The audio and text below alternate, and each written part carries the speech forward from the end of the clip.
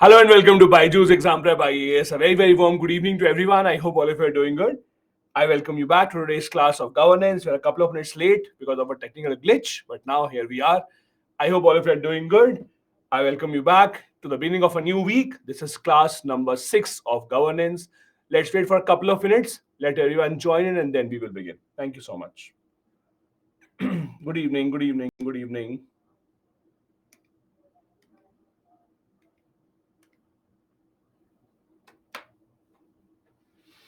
Good evening, everyone. Good evening, good evening.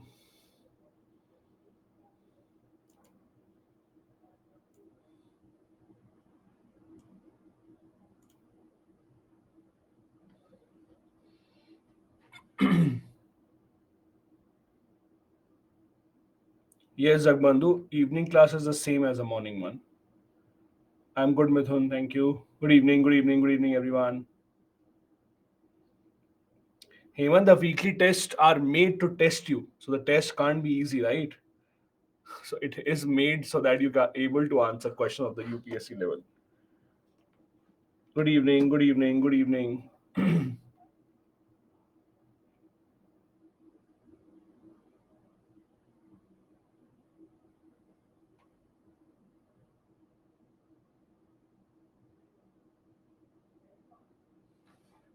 Good evening, everyone.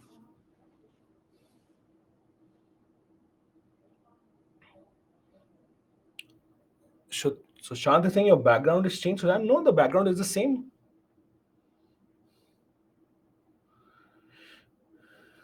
Good evening, good evening. Abhishek, the objective test was not provided because governance is a means specific subject. Since governance is a main specific subject, so you will not get objective test for it. You will only get test according to the mains examination point of view.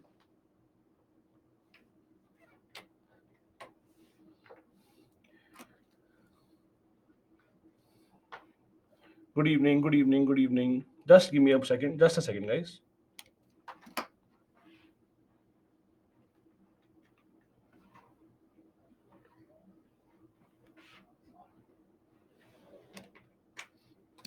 Hi everyone. Good evening, good evening.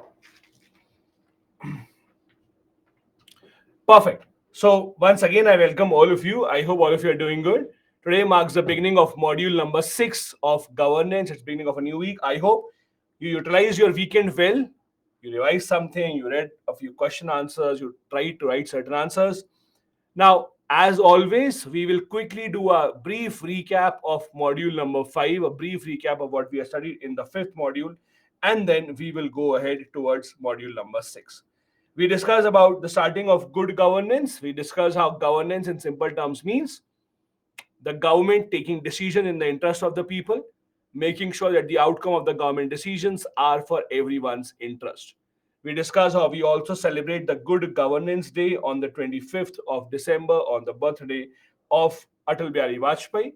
We discuss about the characteristics of good governance as well. If you remember, we discuss all of these one by one in detail. Participatory means the government should allow as many people to participate in the government. Government should be consensus oriented. Government should not force its majority over all the decisions. Government should ensure that they are taking the side and they are taking the opinion of the other people as well. The government should be more accountable, more answerable to the people if it is not able to achieve its objectives. Government should be more transparent. Government should allow people to get to know information about how the government decisions are being taken. The government should be more responsive towards the people's demand. The government should be more efficient, especially when it comes to spending money of the government. And the government should be more inclusive as well. We discuss how you will hardly remember more than a few names of female ministers, for example. And then we discuss the rule of the law, how the law has to be followed no matter what. If you don't like the law, you change the law, but not liking the law doesn't mean that you should be breaking the law. Then we discuss about the concept of minimum government, maximum governance, how the government should try to reduce the discretionary powers of the bureaucracy. The government should remove the old obsolete laws. The government should make sure that bureaucrats focus on achieving the goals and not get strict on the old rules. And the bureaucracy should be an effective facilitator. The government should ensure that bureaucracy is helping people achieve its aims rather than putting on roadblocks in between. Then we discuss about e-governance, how e-governance basically started in India in 1970, when the government of India first established a Department of Electronics in 1970. Under Department of Electronics, there were various other initiatives taken. In 1977, National Informatics Center (NIC) was set up. We also have NIC Net, that is NIC Network, especially for the government to go online and to use this internet to get in touch with the other parts of the world as well. Then we discuss about certain advantages of e-governance, how e-governance has been able to make sure that our lives become better, how e-governance has been able to make sure that the government services are provided to us at our doorstep. We took multiple examples of e-governance as well. It ensures that the data loss is minimal. It ensures that the processing of the files is much faster. There is much lesser paperwork. In the long run, it will lead to cost cutting, and it also saves us a lot of physical space as well. Other advantages included: you can avail government services anytime. You don't have to be only in the government hours. You have been seeing an improvement in the government service delivery as well. Reduces the cost of the transaction. You don't have to go anywhere to avail government services. It brings more transparency in the government. The government is more open about its processes. And we discuss how it ensures greater democratic engagement, in the sense people living in the far off areas can also access government service. The divide between rural urban is declining. The divide between rich and the poor is declining, because a lot of people, for example, have their hand on smartphone. Doesn't matter even if they belong to the poor section of the society. We discuss about the challenges also, challenges of digital divide. Not many people know how to use technology. Digital trust, I gave you an example, how many people, despite being educated, don't trust the technology so much. The government has a problem of work plan development. We discussed the example of BharatNet, for example, how government, despite its plan of connecting all the villages across the entire country, has not been able to ensure that this process goes on time. There's a lot of delay. Problem of narrow vision. We discuss how the vision of the government to use information technology, to use technology, is not very grand. We are just thinking of giving more information to the people rather than introducing reforms such as online voting and other kind of things.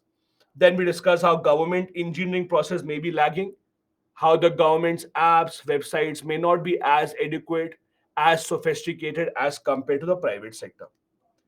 We discuss about other factors that are problems. For example, lack of local language content even on the government websites.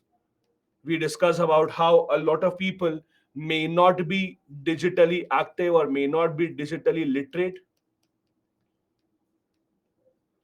Then we discuss about the problem of privacy, security, etc. There are a lot of hackers that are all around us trying to harm the government. We also have the problem of increasing cost in the beginning, cost for maintenance. All of these things we had discussed on Friday. Then we discuss about the challenges. So far, Indian government mostly uses technology for giving us information, for information dissemination only. Also, there has been still a lot of corruption. We can't say that just because technology has come in, all corruption has gone down. E-governance cannot be seen as a solution to everything. At the end of the day, the government has to make investment. The government has to increase the skill of the people, and you cannot just assume that because the government is using technology, we will have a solution to everything. Then we discussed about the 9 different pillars of Digital India, which included all of these: providing broadband connectivity across the entire country, ensuring free broadband, public internet in public places, free Wi Fi, etc., ensuring that we reduce our import of electronics, giving more training to the people to get jobs in the IT sector, also providing government services online. All of these are a part of Digital India, which we had discussed the last time around. Then we gave some examples, just a few examples of how e-governance initiatives have worked. You can give other examples as well if you want. These are just a few examples from our end. This was a MyGov website. This is how it looks like. Then we took an example of Estonia, a country in Europe, a very small country in Europe that is considered as the world's first 100% digital country, which has most of the services online. Every single service of the government is considered to be given online. Just an example of how countries are working well in terms of e governance. Then we had some question answers. I gave you some model answers, if you remember, a couple of model answers to write. Then I gave you a practice question as well in the end. Then we started discussion on the reforms in governance. We discussed two reforms. One of them is still left. We first discussed reforms about prison in India. We discussed about how prisons are running still on very old concepts, very old kind of laws. Prisons are still being seen as places where people are given revenge for what they did rather than reforming them. We discussed about the problem in the prison system, a lot of pending cases, due to which over two-thirds of the prison population is under trial. So, over two-thirds of the prison population right now in our prisons are those on whom the case has not been proven so far. They are just under trials. Colonial laws, very old, obsolete laws, inhuman behavior with the prisoners, and no one raises a voice. We discuss a question of overcrowding of prisons, understaffing, and both of these are connected to each other. When you're overcrowding of prisoners, automatically it means you have staff that is lesser than what you require. We discussed the reforms as suggested by Justice Amitav Roy Committee. All these reforms to suggest how to address the problem of overcrowding of prisons. The next thing that we had discussed was healthcare sector issues. Medical infrastructure is not enough. Communicable diseases we focus a lot on, but we don't focus a lot on the non-communicable diseases. The quality of healthcare has not been the same. All these problems I told you specifically apply to those who can't afford. If you are rich, none of these problems apply to you. Because if you are rich, you can afford whatever you want. These problems only exist for those people who are not rich enough. Lack of attention on mental health care sector, and also not enough doctors, especially in the government sector later on. Then we discuss about some of the other problems and suggestions. Suggestions mainly included focusing a lot on providing more investment, having better medical infrastructure, giving better quality of healthcare, and improving mental health services as well. Then the government scheme should also focus on more education, more sanitation. We gave an example of slums, how other government scheme like Manrega, Smart Cities Mission is connected to it, how government policies need to be better, and also how government should reduce tax in this sector to make the medicines, etc., more affordable as compared to what they are. This is where we had left on Friday. Okay. This was the last slide on Friday. In brief, this was what we had discussed in module number 5.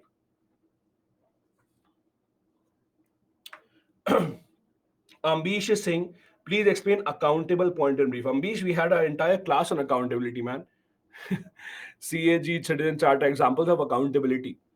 Accountability simply means holding the government answerable. If they are not able to achieve a target, they should be accountable. They should tell the public why were their problems, why were they not able to achieve the target. Be clear with the public. That is what is meant by accountable. Okay, let's go ahead then. Now, the last reforms that we were not able to discuss the last time around was the education sector reforms. We had discussed about the prison reforms and the healthcare reforms. Now coming on to the education sector part. Now, again, as I said earlier, I'll repeat this once again. Please remember all these problems that we talked about, be it in the education sector, be it in the healthcare sector, most of these problems are applicable to only those who don't have enough money in their pocket. At the end of the day, no healthcare issue is an issue for you if you can afford a lot of good treatment. You don't like Indian infrastructure and medicine, you go abroad, you spend a lot of money. Most of these problems are faced by people who are poor or who are the middle income group. That is where the problem starts. Now, I'm sure all of you know about education related issues in India. I'm sure all of you would have at least heard about the National Education Policy, or NEP. Since the National Education Policy came out, ever since then, it has been extremely debated. A lot of people have talked about a lot of things in the National Education Policy. Some people like it, some people do not like it. Now, please remember, whenever a policy is introduced by the government for any reason, let's say when the government of India introduces a national education policy or a national children policy, national any policy whatsoever, just because a policy has been released does not mean that it will automatically be implemented. Policies are not really binding. Policies are government missions that in the future, in the coming years, this is what we want to achieve. Similarly, the national education policy, for example, gives certain suggestions that we should reform the school system like this, we should do this, etc. That doesn't mean that automatically, all of a sudden, that has happened. It will be a gradual process. For some of these, a government may have to make a law. For some of these, a government may have to give certain order. But just because a national education policy has been released, just because it has a few pointers, does not mean that it will automatically be implemented. Please understand this. This is true with all these policies and not just the education policy. These are not all altogether automatically implementable. This national education policy that was released just a couple of years back in 2020, it is India's third national education policy. We had one in 1968 called the Kothari Commission. We had one in 1986, and now we had the one recently in 2020. Now, why is this policy required? Because we still have a lot of issues in our education system that have not been resolved. First, India still has a lot of out of school children. There is something called dropouts. A lot of children drop out from the schools due to various reasons before completing education. Let's say a student drops out in class 9th, 10th without going up till class 12th. Dropping out is a big sign for a lot of things. And please understand how dropping out of children from the school is a big problem for a lot of people, not just for that person or that family. If a children or if children drop out from the schools without completing education, it impacts your life as well. And trust me when I understand, when I explain this to you. Let's assume that in Indian schools, let's take a simple example. Let's say in Indian schools, 25% children drop out without completing class 12 or without completing education. Okay. Now try and imagine the future of these children. They will have a difficult time to get jobs because the education has not completed. Because they'll have a difficult time to get jobs, as a result of this, they will not be able to contribute a lot of taxes. So when the government requires taxes, when the government requires money, and the government can't take money from these because they are not earning, what will the government do? Government will take more taxes from others who are already paying taxes. Like in India, the reason why we have high interest rate or high taxes and income tax, etc., is also because a very few number of people actually pay taxes in India. So the burden shifts to everyone else. So if people drop out from the school, it impacts you as well because you would have to pay higher taxes on their behalf. Second, when people drop out from the schools, they don't get education, they don't get jobs.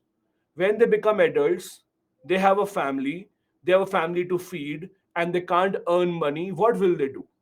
A lot of them will then go towards crime.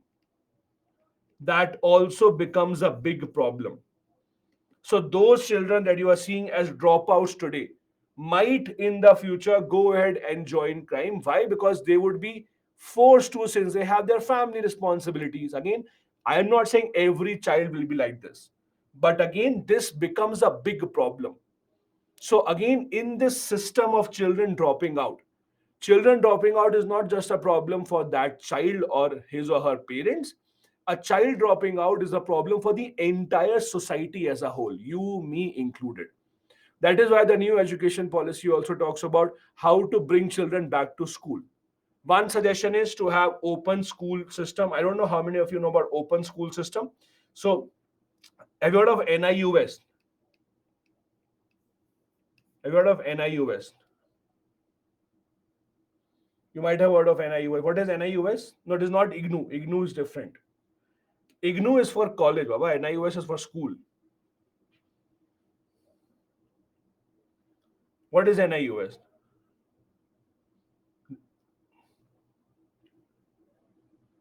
Yeah, so it's basically a system for open school.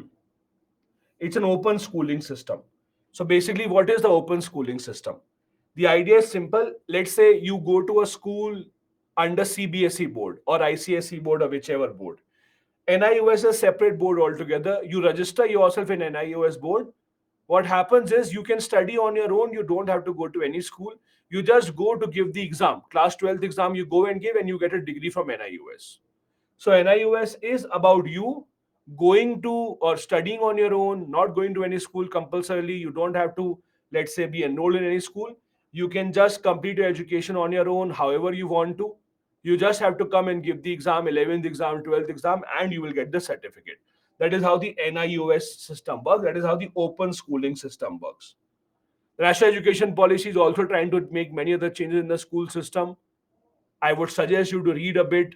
See, national education policy in itself is a huge policy. Don't read the entire policy. I would suggest you there are a lot of short summaries available online. If you just see a short summary of a few points, just read about what are the suggestions that the new education policy or national education policy is trying to do. They're also trying to include vocational training from class 6. Vocational training basically means ask people or make sure that people actually are able to get skills. Like in India, the problem that we have in India is that most people in India, most school children in India, do not get a lot of skills. Like you will be told how to calculate the tax, but you will not be told how to file a tax in real life. You will be told how to calculate the rate of interest, simple interest, compound interest, but you will never be told in reality how do you have to pay these taxes. You would have read in physics how the current flows, but the school will never tell you this is how you change the tube light, this is how you repair the AC, this is how you do something if something goes wrong. So the real life training is still missing in our system. That is also why vocational training has to be stressed upon, and the learning has to be much more holistic rather than just judging a child on the basis of an end of year report card. Rather than just seeing what is the grade of the children, they should be judged on a lot of other things as per the new education policy. Now, there are a lot of education related issues in India. I'm sure you are aware of many of them. Let me explain a few of them. First, there is lack of adequate infrastructure in schools. Let's take a very simple example. Do you know in India, only 12% schools in India had internet facility till 2020. Only 30% of the schools have computers. Now, at a time when you want your youth to have access to technology, at a time when you want the youth to learn new things in technology, only 12% of schools have internet connection. Just imagine. 23% schools did not have electricity. Imagine a child in the month of the summer reading without even chair, sitting on the floor, without even a fan, expected to focus and expected to compete with those children who have all these facilities in their school. It is unfair on the child to expect all of these things. So, lack of school infrastructure remains a big problem that has still not been solved. There's a high dropout rate, as I discussed, how dropout rate can be a problem for a lot of people. Children drop out due to various reasons. One reason why children drop out is families start to see them as earning members. Families think that rather than going to the school, the child may go to any shop, etc., work and earn some money for the family. So the child is very quickly seen as an earning member, as an earning individual of the family. Point number one. Secondly, a lot of children drop out of the school maybe because they're not interested in education, but that is very low number still. A lot of girls drop out of the school because the parents, maybe when they can't afford to send both the children or many children to school, they give preference to boys, they take out the girls from the school. Not just this, a lot of government schools especially don't even have separate washroom facilities for girl students. So lack of infrastructure again forces all these girls to come out and drop out from the school. We have a problem of brain drain. A lot of Indians, as you know, go out every single year in search for better opportunities, better earning, better lifestyle. You see the people leading Google, Microsoft, even the World Bank, all of them were somewhere Indians. You have a problem of mass illiteracy.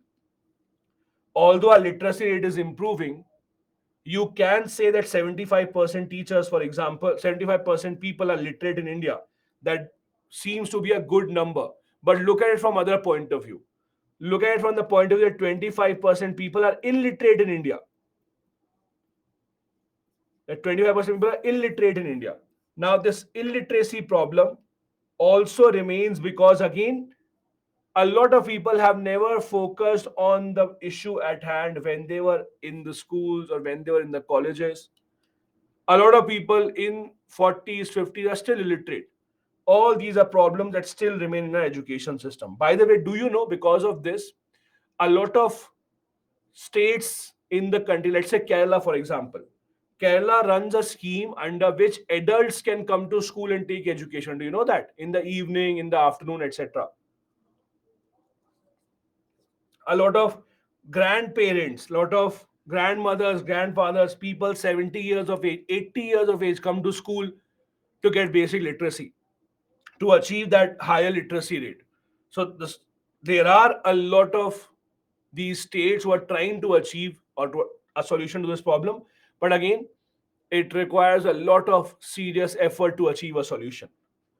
There is lack of technical education, lack of vocational training, as I said, lack of hand-based skills basically is the concept. You might study everything in science, you might even be able to clear the IIT examination, but if someone tells you this is a wood, this is a tool, go and make a chair and a table for you, many people would not be able to do that, because we have read everything in science, how to calculate force, how to calculate direction of the force, vector, scalar, everything. But if someone tells you this is the wood, this is the tool, go and make a chair for yourself, you won't be able to do that, because those vocational training skills have just not been given. You have read about photosynthesis, you have read about everything regarding plants. But if someone tells you these are 50 seeds, go and plant them, make sure after 6 months they are all grown. Do you know how to do that? Do you know what time to water, what time to give fertilizer? Many of you would not know, because again, that real training is still missing. Then there's a problem of unaffordability. See, it is a reality that we have many amazing schools in India. The fact is, in the private sector, you have some of the best schools in India. But do you know how much they charge these days? A top private school in India today may charge up to 50,000 rupees per month as well, very easily, very easily. And it is much higher than this in many schools, in much higher than that in any school. Now, the quality of education this schools is very good. I'm not doubting that. They give a lot of skill, but how many people can afford that? How many people can afford? And this is also not the highest. The highest may go into lakhs. So if you want your child to get good education, many people don't even have this as their monthly salary.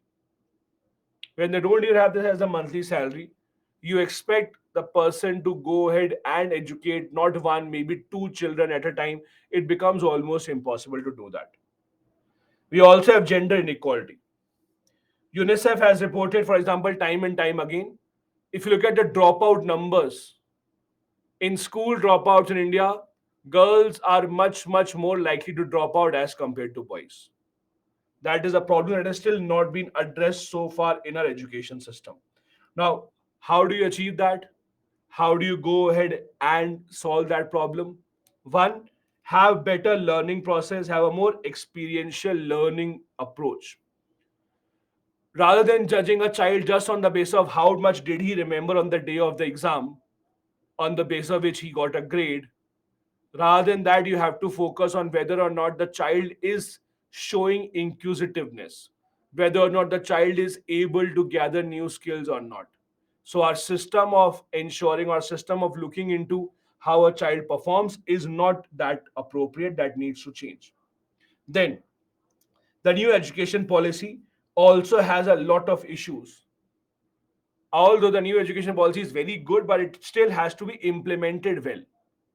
For example, the new education policy has suggested moving away from 10 plus 2 system to something else, 5 plus 3 plus 3 plus 4.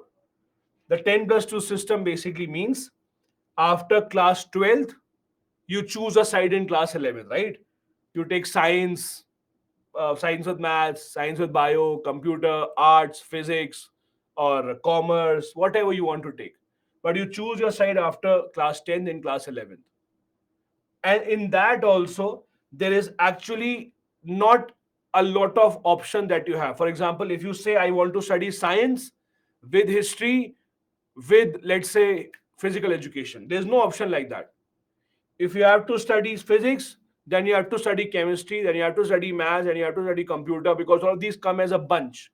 There's no rule like that, but this is how the school system is.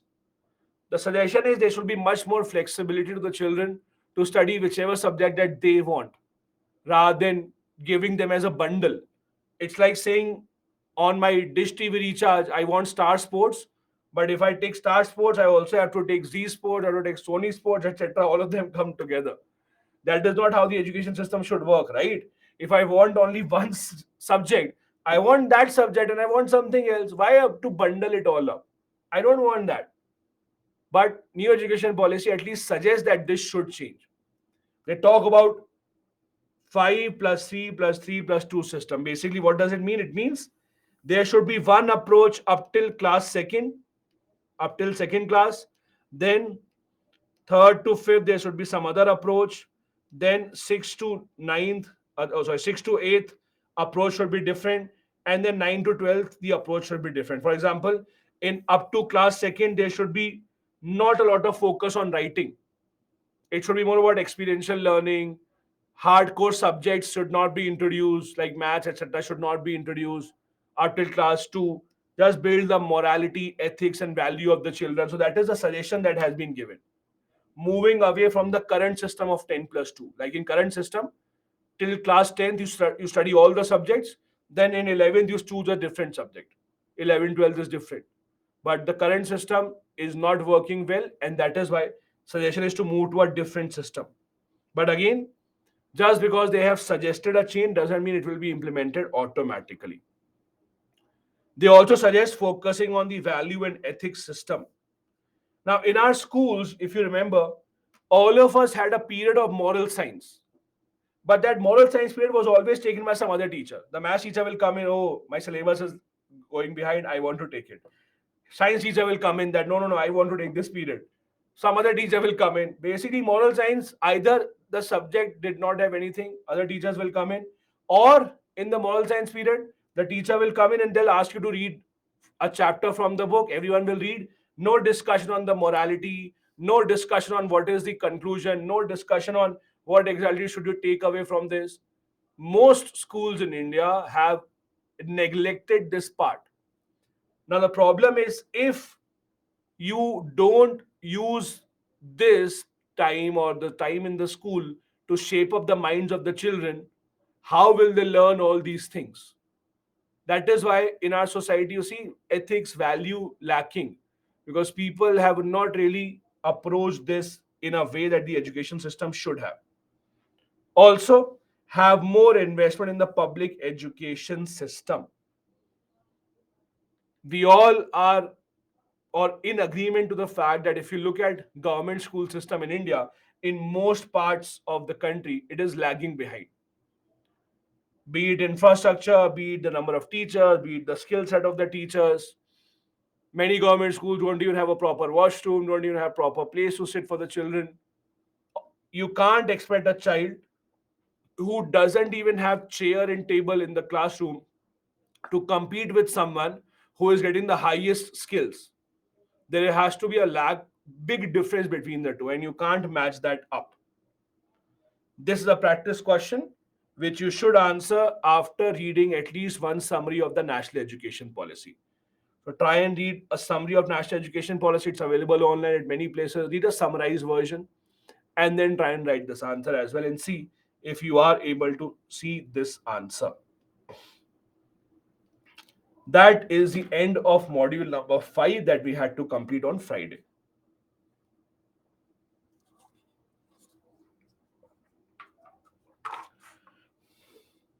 Riya is asking, please explain experiential learning again. Riya, simple example. Rather than teaching in the classroom, this is how photosynthesis works. In Kharif crop, this is what happens. In Rabi crop, this is what happens. Why not take the child to the field itself, show them this is the Kharif crop, this is a Rabi crop, and ask them to take care of the crop themselves. Themselves figure out when to water, when to put fertilizer, when to do what. This is experiential learning. Asking the child to experience themselves rather than telling you if the pendulum is like this, it will go with this force and that force. Rather than that, why not actually ensure that people read about, rather than reading about this, people actually see this in front of their eyes. This is called experiential learning. Then we have a question on brain drain. Tripti, I told you earlier as well, police reforms are a part of internal security. It's not a part of governance. That is why we are not touching it here. Okay, one more question before we go ahead. There's a question on brain drain.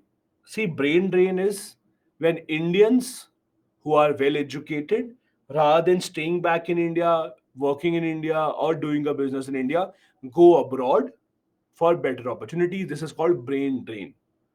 Like, let's say Sundar Pichai went abroad to work for Google.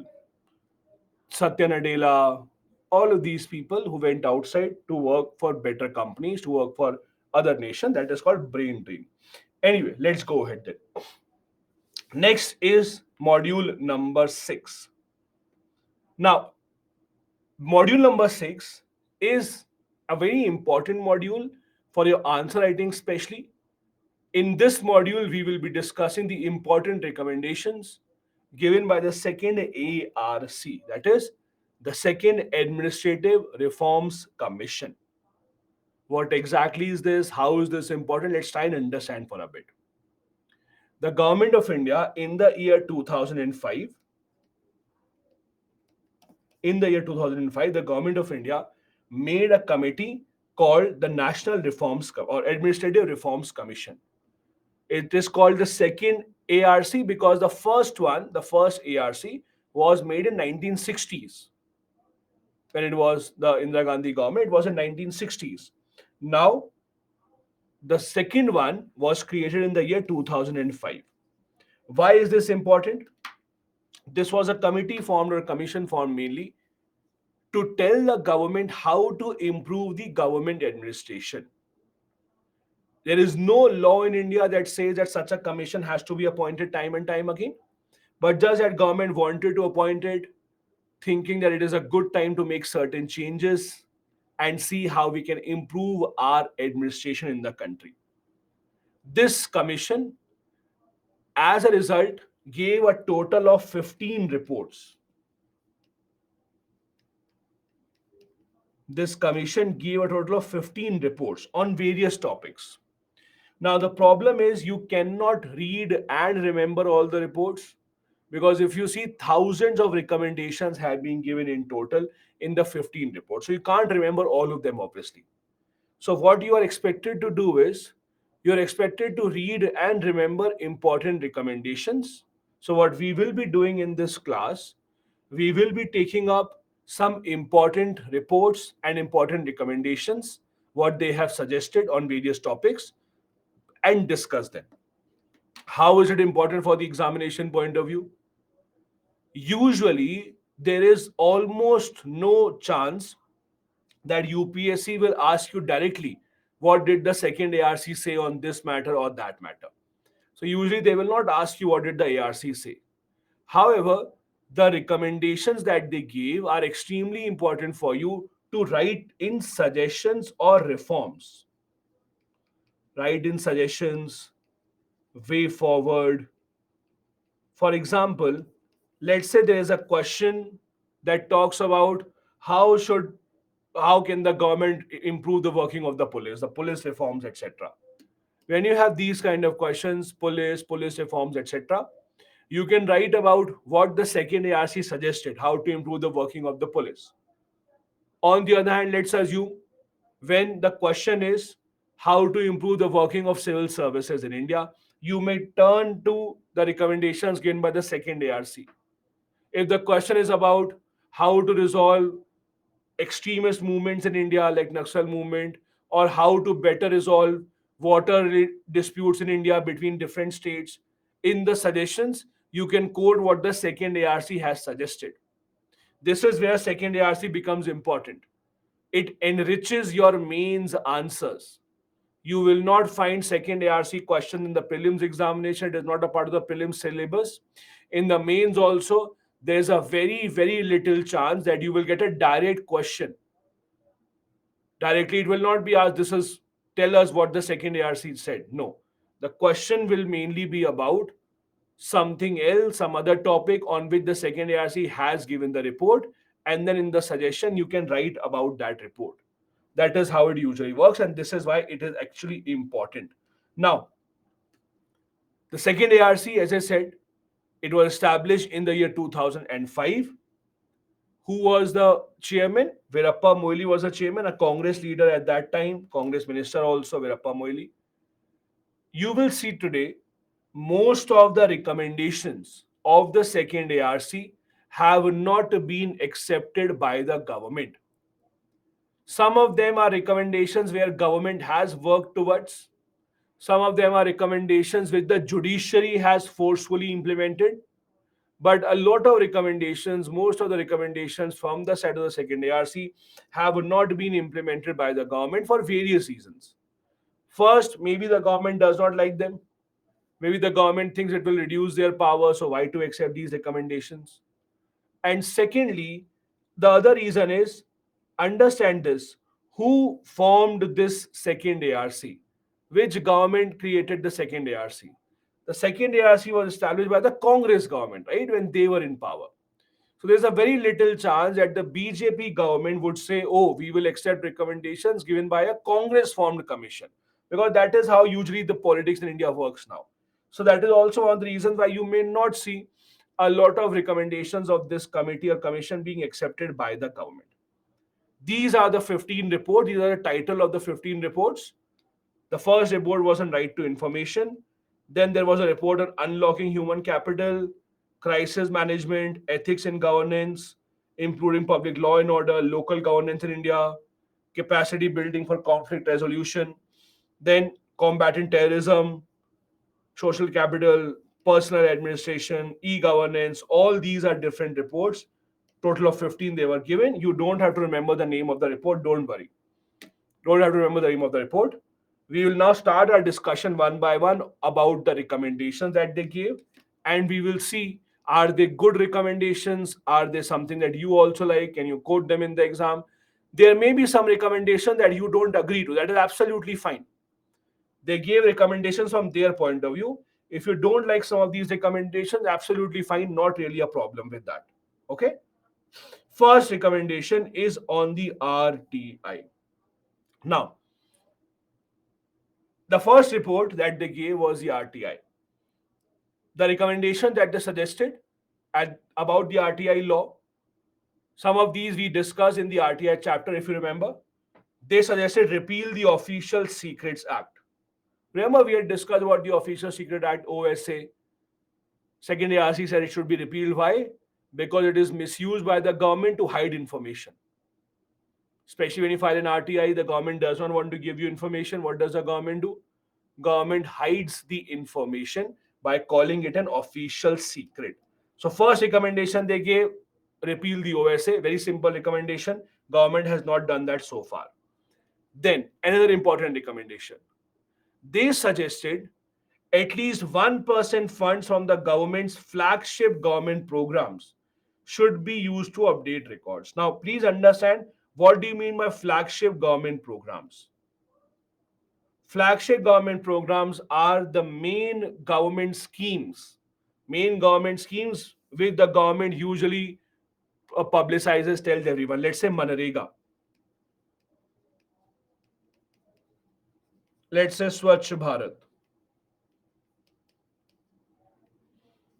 Let's say right to food or food security program. So big government schemes for which the government usually pays a lot of attention, gives a lot of money. The suggestion is whatever budget is given to these schemes, take out at least 1% of that and use it to update records. Update records as in computerize the records, make it digital. Remember when we were discussing the RTI, we discussed one of the problems in the records is it is just not kept in a digital manner. So it's difficult to retrieve information. Now, this has obviously not been accepted by the government. This has obviously not been accepted by the government. Shivam, this is the correct name of Manrega. Don't worry. I'm not written it wrong. So the problem here is, understand, let's say of Manrega, the budget is 80,000 crore. Let's take a general assumption, okay? Let's say their budget is 80,000 crore. Now the problem is, let's say you say 1% of this government should spend on updating of record. 1% of this is how much? 800 crore is 1%. Now, if you add up 1% of all these government schemes, it becomes a humongous amount. And the government says even 1% of all these schemes is such a huge amount, we cannot just spend it on something, we rather spend it on some other government scheme. And governments, anyways, have not been very keen on being very good on RTI. Why would they want to give out information? They are happy if the information is delayed. So that suggestion that we should go ahead and we should at least ensure that the scheme has, or at least 1% of the scheme should be spent on updating the records. The government doesn't want to do that because, again, they are not that interested. Then they suggested at least half of information commissioners to be non-civil service background. We discussed about this in the RTI chapter.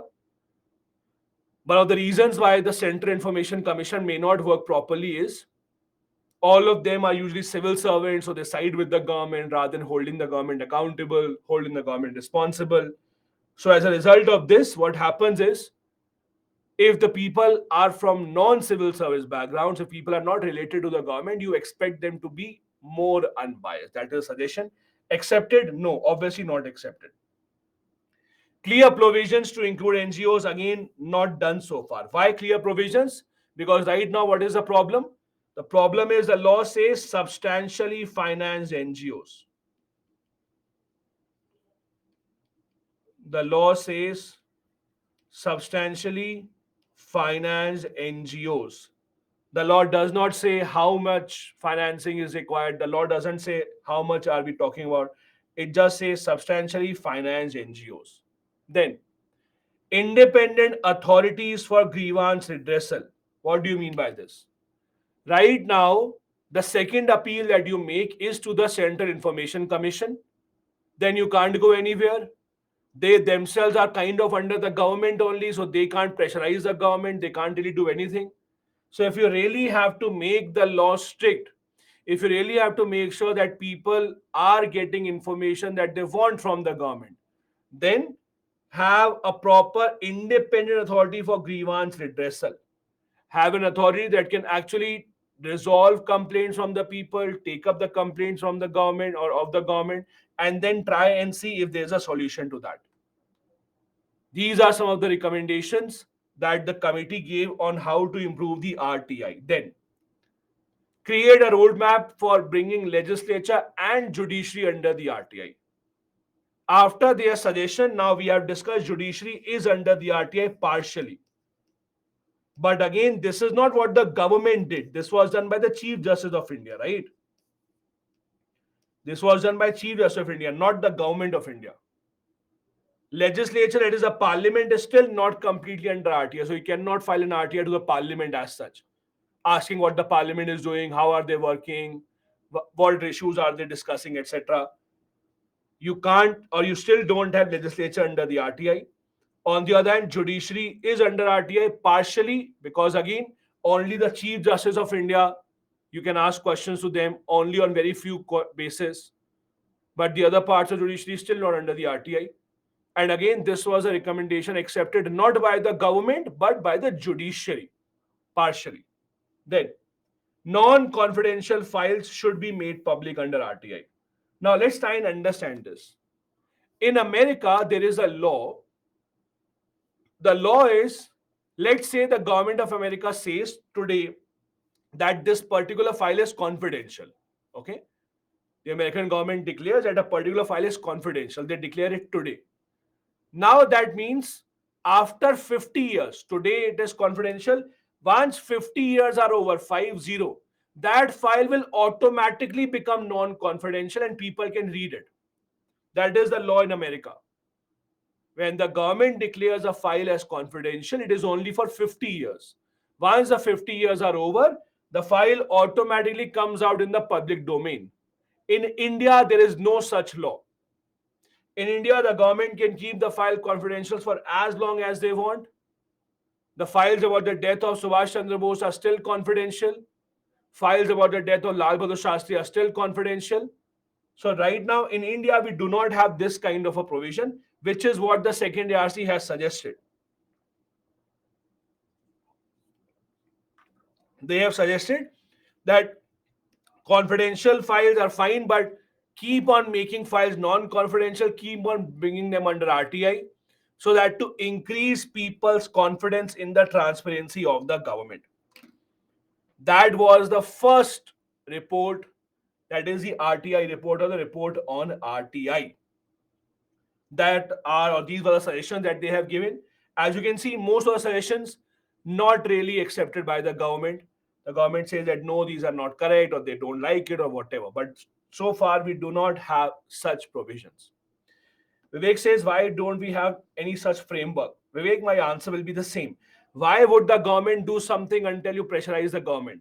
What does the government has to gain from this? Governments in a democracy, or any governments for that matter, not just democracy, will do something if they have something to gain from it, right? In India, people are busy demanding other things rather than demanding that no, you should also bring these files in the public domain. Only when the government thinks that doing something will result in, let's say, more votes or people being happier, they will do it. People are not even aware of this, so why would the government take a chance? Then, the other report where the RTI gave recommendations, or second ARC, sorry, gave recommendations, is called Unlocking Human Capital. In simple words, how to make the best form or the best use of government, or how to make the government most efficient. First, rationalize the size of the government. Now, what do you mean by rationalize the size? See, the government has a very unique problem. One problem is some government departments are overloaded. There are government departments which might require 100 people, but they have 300 people. Then there are some government departments which are understaffed, where they require 500 people, but they only have 200 people, like government teachers, etc. So some departments have a lot more people than they should. Some departments have lesser people than they should. Now the problem is, if you actually see, the rationalization should be done so that there is adequate number of people in every government department, so that the government department work does not suffer. Now, I have a suggestion for you here. When you write in the mains examination suggesting something that the size should increase, size should decrease, I have a suggestion for you. Rather than writing size should increase, size should decrease, always say rationalize the size. It makes you look smart. Why? Because see, the word rationalize includes everything. It includes making the size smaller if required, making the size bigger if required. So rather than you having to explain, you can be smart and just write one single word. Sir, I think rationalization should be done. Rather than saying it should increase, it should decrease, because that covers everything. So rather than saying increase or decrease, just say rationalize, and you will be like, this is the smartest guy ever. Let's give him rank one. So basically, rationalizing the size of the government, having as many people as are required. It may be high, it may be low, doesn't matter. But have the size of government or the department that is required, not more, not less. Then, recasting allocation of business rule. Let me ask you a question. Let me ask you a question. Tell me this. If I ask you this question, who has the powers to form rules of transaction of business of the government of India? What is the answer to this? Who has the power to form rules for transaction of business of the government of India? Yes, as most of you know, the power is with the President of India. The President of India has the power to form rules for transaction of the business of the government. Now, what does it mean? What do you mean by allocation of business rules?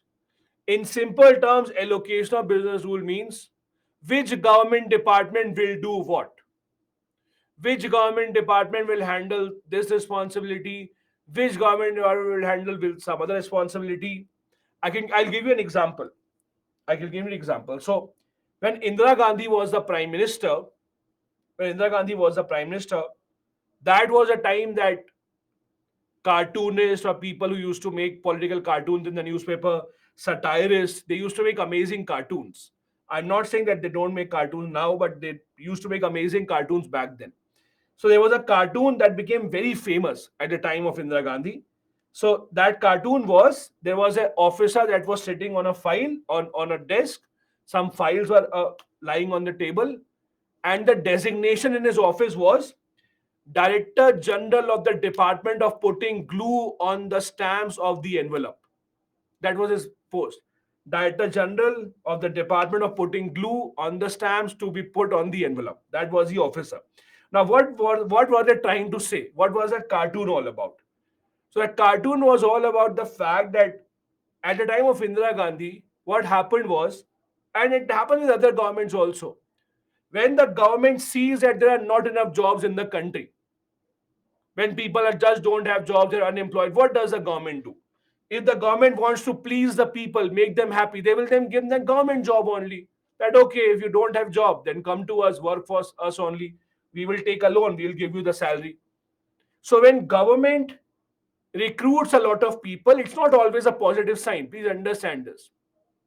Especially for low level posts, when the government recruits a lot of people for clerks and these kind of posts, it's not a very positive sign, because it means that in the private sector there are just not enough jobs and people are actually coming here. Government is thinking they'll have to do that. So the joke was, at the time of Indira Gandhi, there were so many government departments that if, for example, the government had to send a letter, then one department will buy the pen, second department will buy the paper, third department will write the letter, fourth department will fold the letter, fifth department will put the envelope, sixth department will put the stamp, and seventh department will post the letter. That was a joke at the time of Indira Gandhi, that we have so many government departments that you have allocated, because you have so many people, so you have to give them some job, right? If you ask someone, what do you do in the government? They should have an answer. So the answer is, I buy glue for the stamp. The answer is, I buy paper for the letter. I buy pen. So I'm not saying the same situation exists today, but even today, if you look at how the government works, the system or the work is fragmented in such a manner that many government departments, half of the work is done by one department, half is done by some other, half is done by someone else. So if one of them is absent today, the work will not happen. Like if out of the seven departments, one of them is absent who did not buy the pen, the letter will not go today. Why? Because who else will buy the pen? No one else will buy the pen. Or someone who had to buy the glue, he is absent, then the letter will not go today. That is how the government departments, I'm not saying they work even today every single time, but that is how they used to do. Now the situation is, it should be made better. The allocation of business should be made better. It should not be that the work is fragmented in such a manner. We should not be dependent on every single individual. That is a suggestion from their end. Also, I'll apologize for one thing in advance. In this class, you might see a lot of photos that you may not be able to understand. If you don't understand, no problem. Ignore. Not a part of your syllabus. Okay? If you understand, great. Be happy, have a laugh. If you're not able to understand, don't worry. Not a part of your syllabus anyway. Okay? So don't pay a lot of attention there. Pay attention to here and what I'm saying. Okay? Don't worry about that. Let it be. This is just time pass. Okay, let's go ahead. Okay. Anu's asking purpose of the image. Anu, purpose of the image is that not everyone is like you. You are a very sincere student, so you can learn without any distraction. But most of the people here are not as sincere as you, so they require something. So that is why. For you, you can just look at this. Look at this part. Okay. Ignore the other part. Don't worry. Okay. Anyway, let's come back. So, other suggestion. The suggestion from the ERC is simplify the government processes. Simplify the process of the government. See, as I said, the government processes, although it is a continuous process, every single year you can say the government process simplifying time by time. It's a continuous thing. You cannot wake up one day and say, today the government is simplified. No, it's a continuous process. You have to improve this every single time, and the government is doing that. We have discussed in the past few years how RTI has become online, Lokpal online, CVC online, getting a learner driving license made online, MyGov, etc. So government processes are becoming simpler. That is what the suggestion is. You should simplify the government processes even for a common man. The problem here is, see, when you simplify a government process, what is the problem? The problem is bureaucrats lose their power. Understand something. See, why do bureaucrats have so much power? Because the government process is difficult, so you call them for their help. As simple as that. If the government process is all easy, then why would you need help from someone powerful?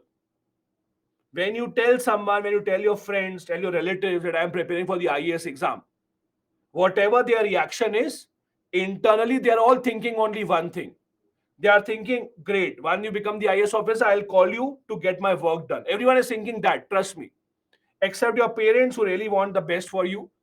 Even your best of friends are thinking that when you told them you're preparing for IAS. All the people thought, oh, great, he or she will become the IAS.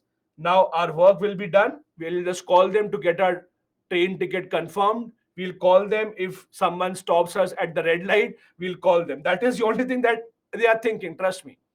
Why? Because the government processes give the bureaucrats the power. So it's about simplifying the government process, which, trust me, will not really happen. Simplification of the government processes will take the powers away. Why are the lawyers powerful? Why don't you go and fight a case? You all are good at arguing. Indians are great at arguing. You argue in the class, you argue with your friends, you argue with your lover, you argue with everyone. Why don't you go to the court and argue your case? No, because there you have to go through the law. You have to require a lawyer for that. Why do lawyers have power? Lawyers have power because it's a complex process. If it would have been so easy in the court, you go and speak your mind, you would not require lawyers. So simplified processes go against the bureaucratic powers. Simplified process goes against the power of lawyers. No one wants to simplify the process, trust me. And when you become the IAS officer, you will also not want to simplify the process. You want to simplify it today, but later on you will not want to simplify the process because you are here. Satyam, no, I'm not planning to send you to jail.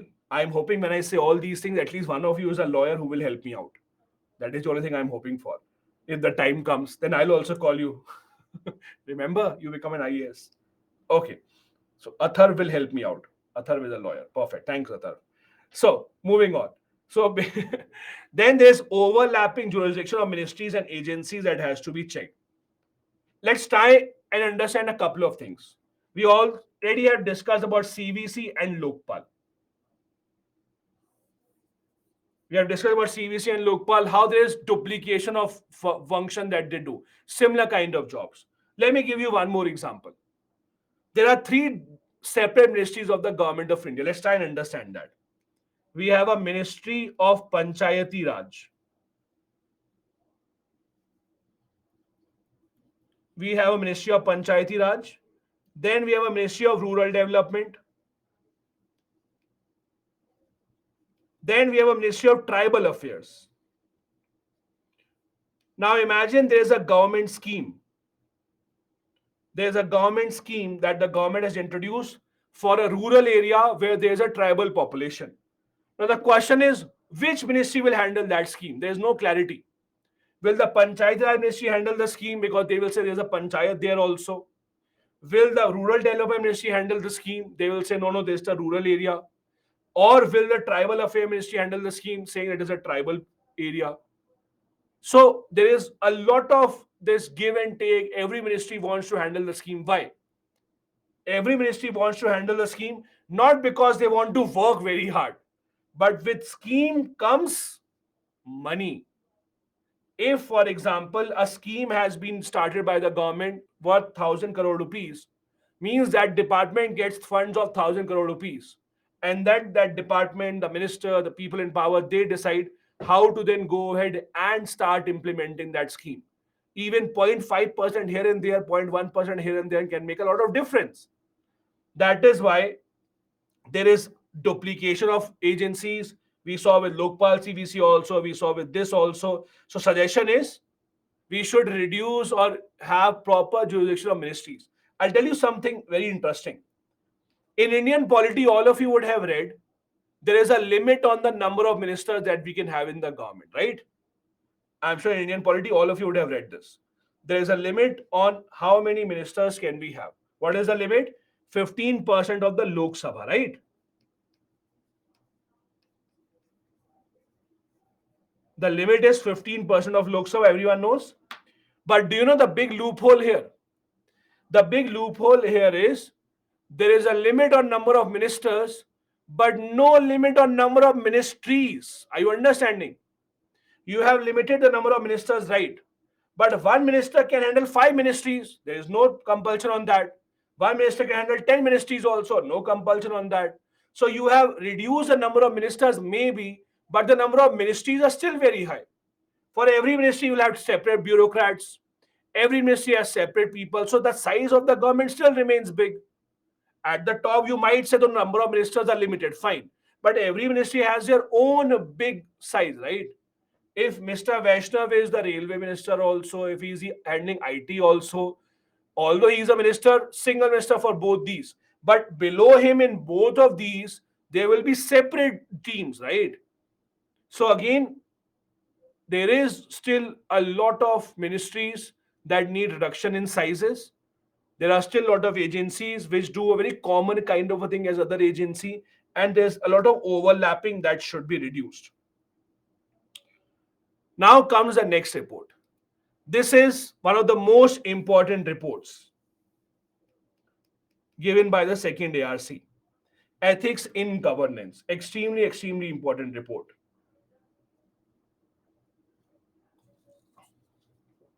In this report, they had suggested how can we improve governance, or how can we improve politics in general in India? How can we make our governance and politics more ethical, basically? Very important suggestions. First suggestion, have partial state funding of elections. What does it mean? Elections in India, fighting elections is a very expensive affair. Let's imagine there's a person very intelligent, very intelligent. Let's assume me. Just kidding. Let's say there's a person very intelligent, very hardworking, someone who wants to do a lot of good things. Okay. But he doesn't have money. So now he goes and fights election. How will people come to know this is a good guy? Let me vote for him. Because if you have to tell people that I am contesting election, please vote for me, you will have to spend money, right? You have to go from door to door, give ad, print some pamphlet, have 10 people working for you who will advertise you. Basically, fighting election in India is absolutely not the job of someone who doesn't have deep pockets. You can win your society elections without money, although not always. For that also you need to give tea and samosa to everyone. But in most cases, society elections, small scale election, you can still win. Class monitor elections, you can win. But when you are talking about elections at the Lok Sabha or Legislative Assembly, you have lakhs of people to go to campaign. You require money. Now, if someone doesn't have money, that becomes a problem. That is why elections in India are not equal for everyone in reality. Those who are rich, those who have resources can spend more money, can reach out to more people. Obviously, they'll have a big advantage over you. What is the suggestion?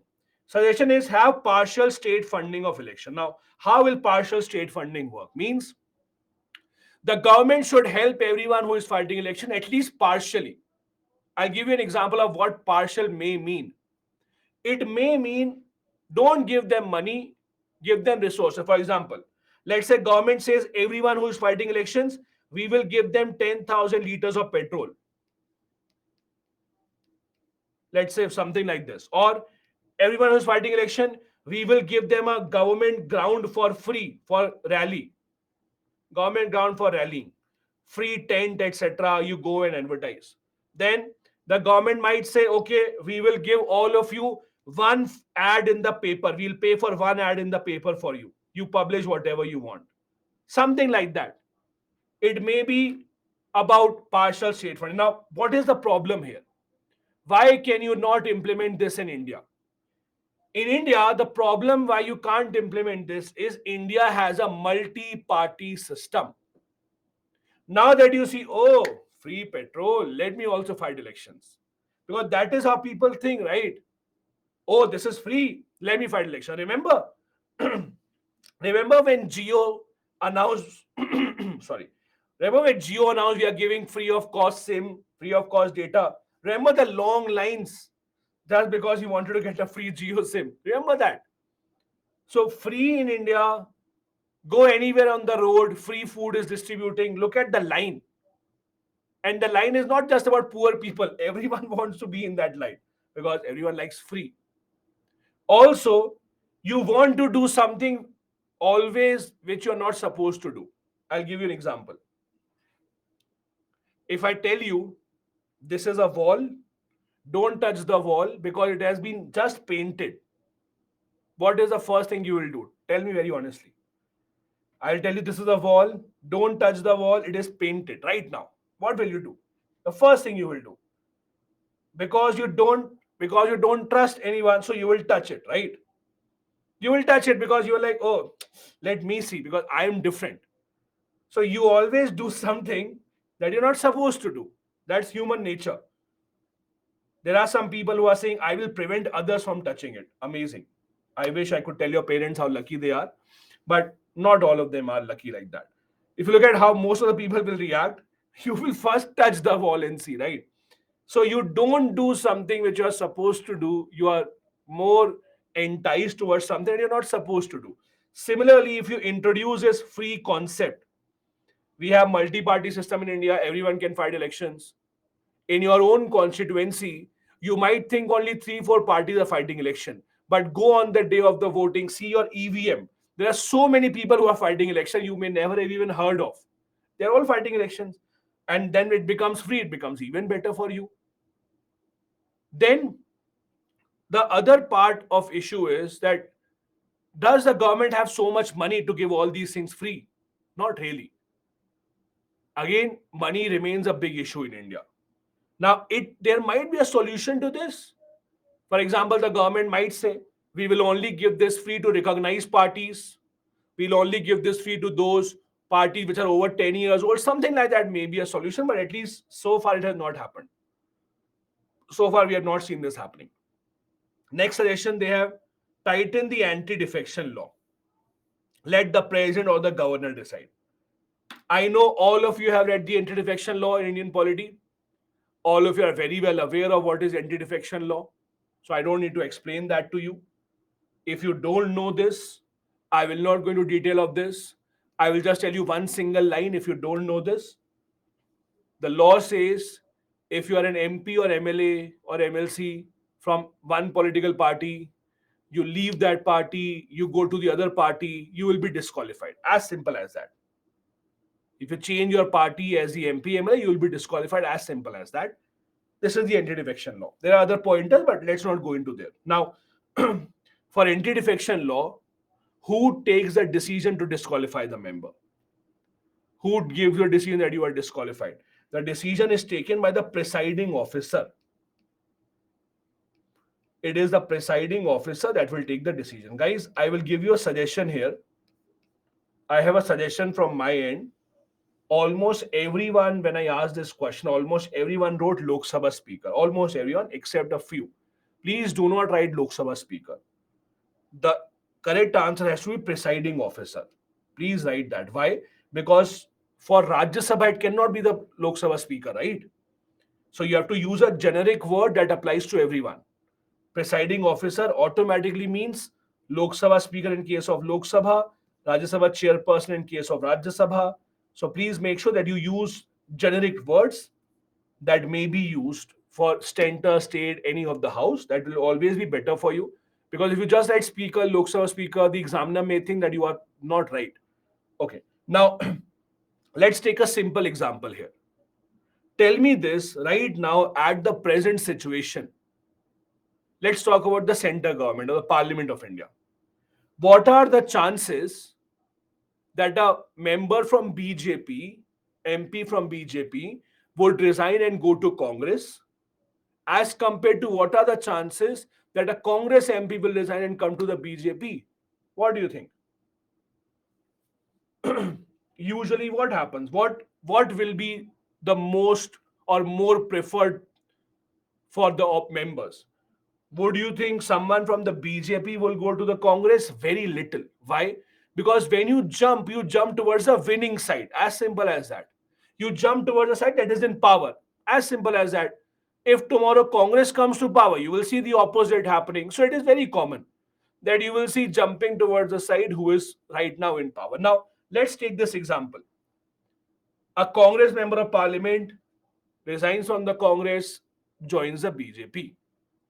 The law says that the member should be disqualified by the Lok Sabha speaker because he's a Lok Sabha member, right? Now, who is the Lok Sabha speaker? From which party? He's from the BJP only, right?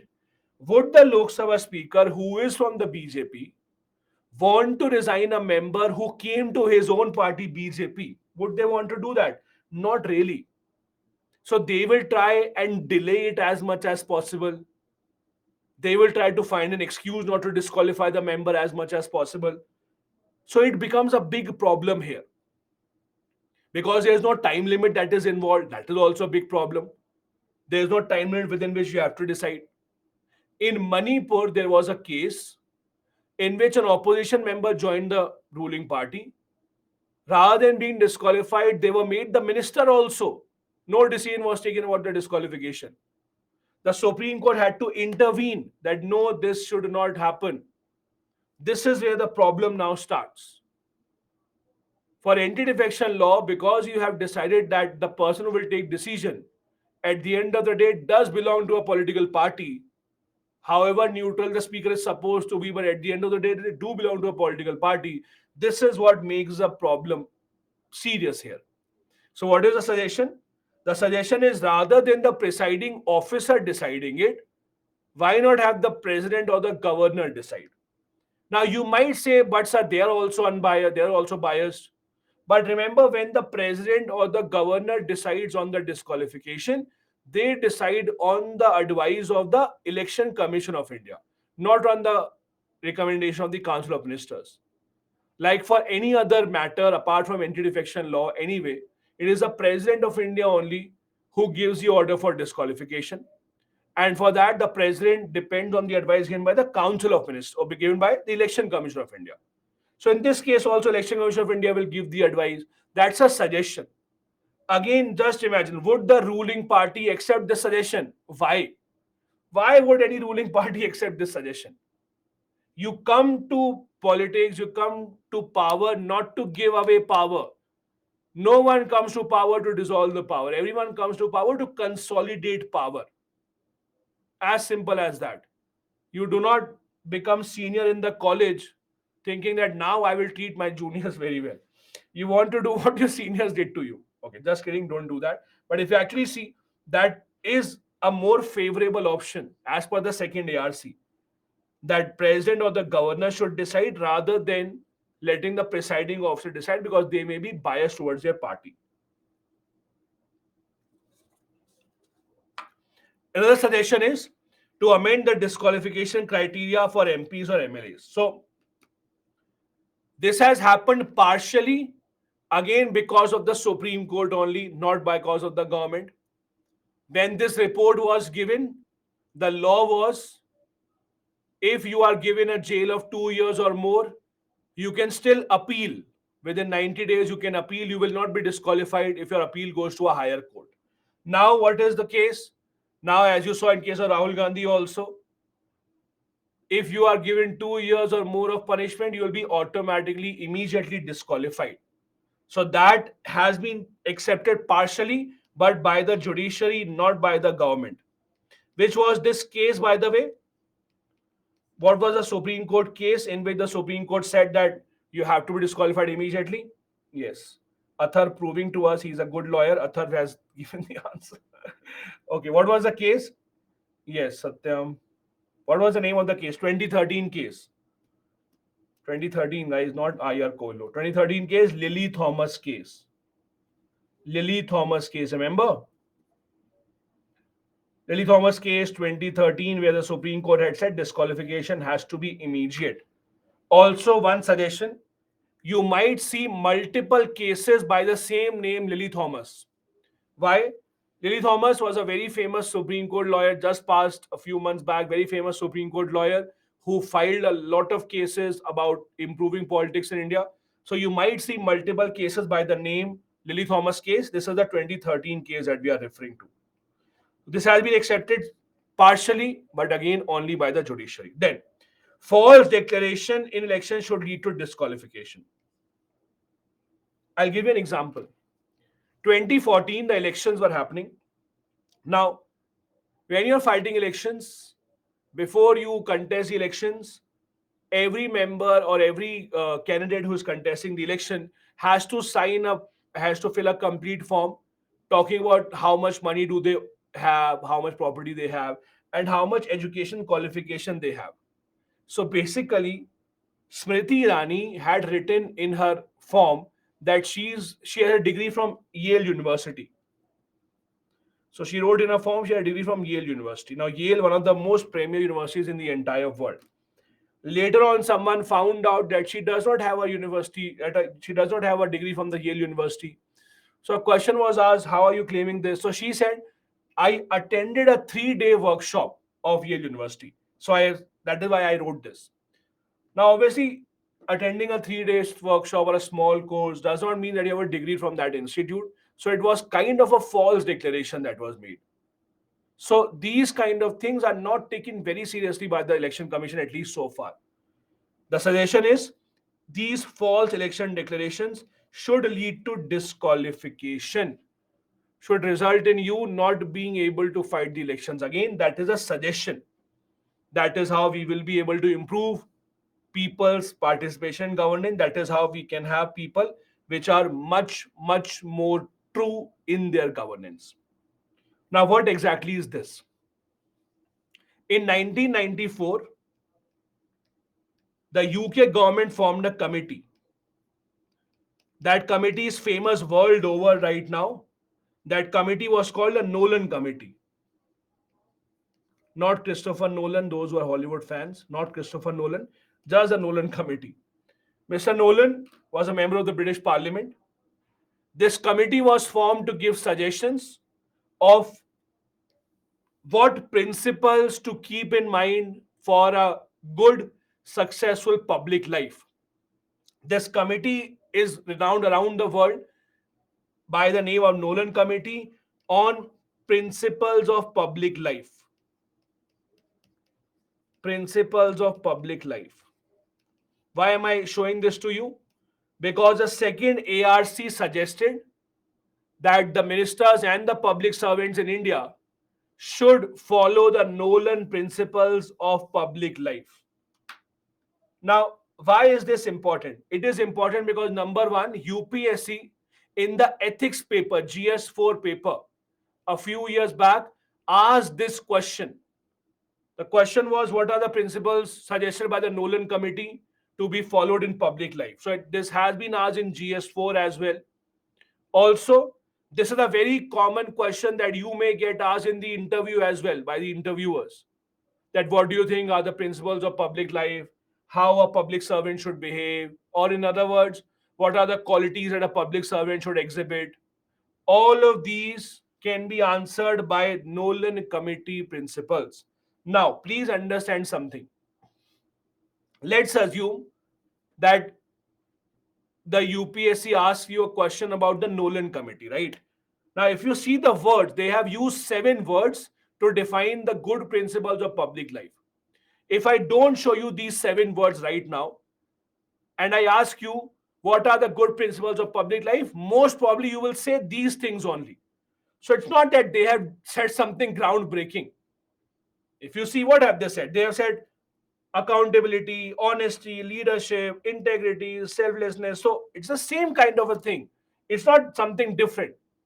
But if you are quoting a committee in the answer, or if the question is specifically about a committee, then in the answer you have to use the exact word that they are using. You can't use a synonym and say, oh, it means the same thing. No, that is where the difference starts.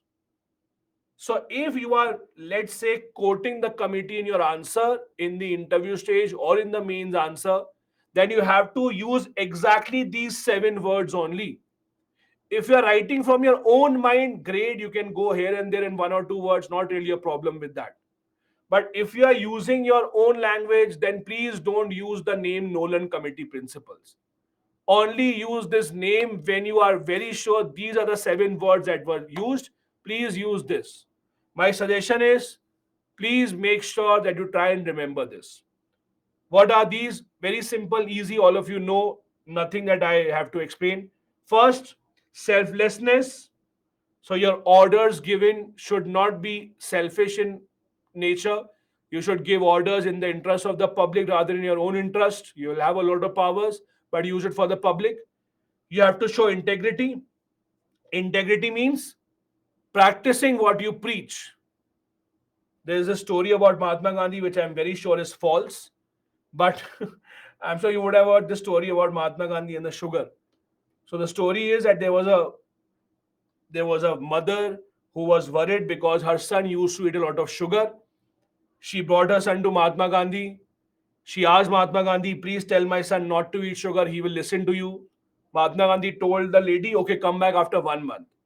So they went away. They came back after 1 month. And after 1 month, Mahatma Gandhi says, Beta, don't eat sugar. It is bad for your health. And then he says, okay, go now. So the lady got surprised. She asked Mahatma Gandhi, if you had to say this only, that don't eat sugar, you should have said this 1 month ago. Why wait for 1 month? So the answer was, apparently, I also used to eat a lot of sugar earlier. In this 1 month, I stopped eating sugar. I first saw if it is possible or not, and then I could preach it. That is the story. I'm very sure not a true story.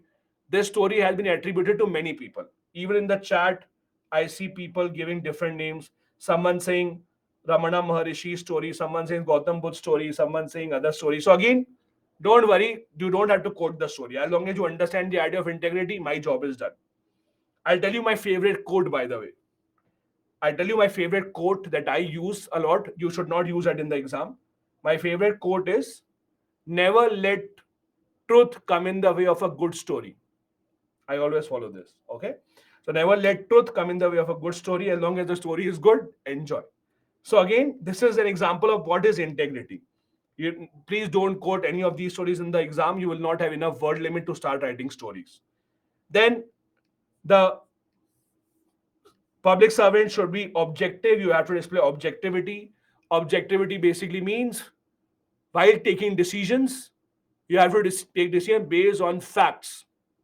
You should not take decision because someone called you your friend, that you start helping them out, giving contracts to your relatives. Any decision that you take should be based on facts, who deserves it, who doesn't deserve it.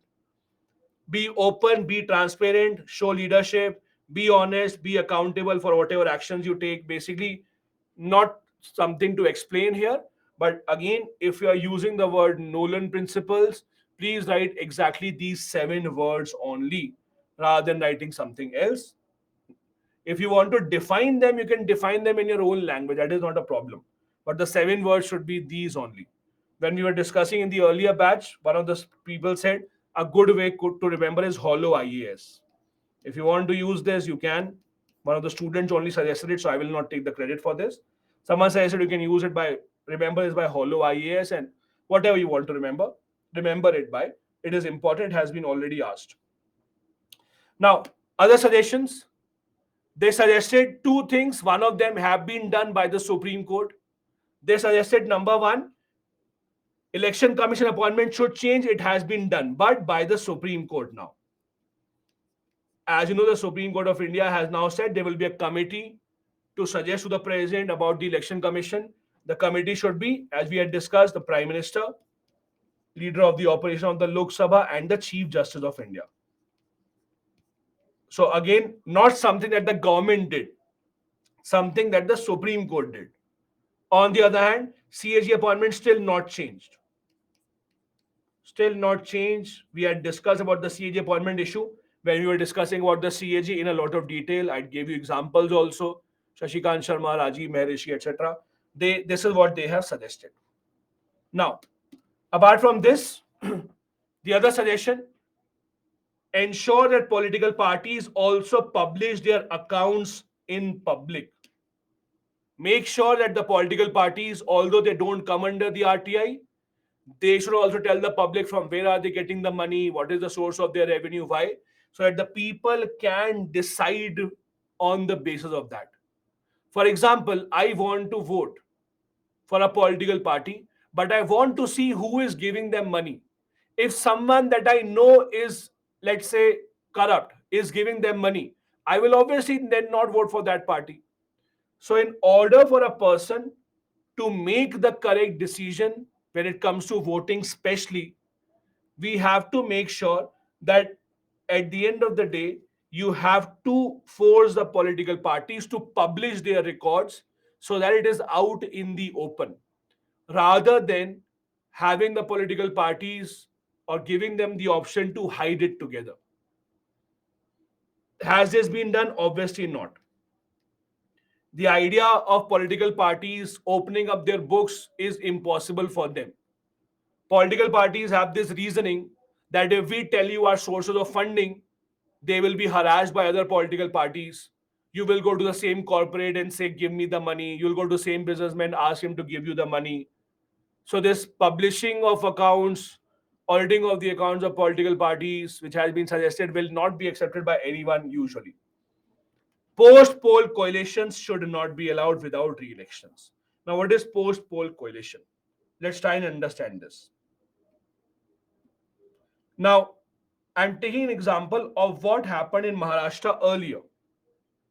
In Maharashtra, when the last elections were held, what was the scenario? Let's try and understand. So, in Maharashtra Legislative Assembly, they have 288 seats. Now, how were the elections fought? The elections were fought when two teams were fighting. One team, BJP plus Shiv Sena, was fighting the election together. Then we had the Indian National Congress and the NCP fighting the elections together. Okay. So there were two teams mainly. Let's take an example of what happened towards this side. The numbers might not be exact, but let's take a simple idea. Let's assume the BJP and Shiv Sena decided that Shiv Sena will fight elections on 128 seats and BJP will fight elections on 160 seats. Okay.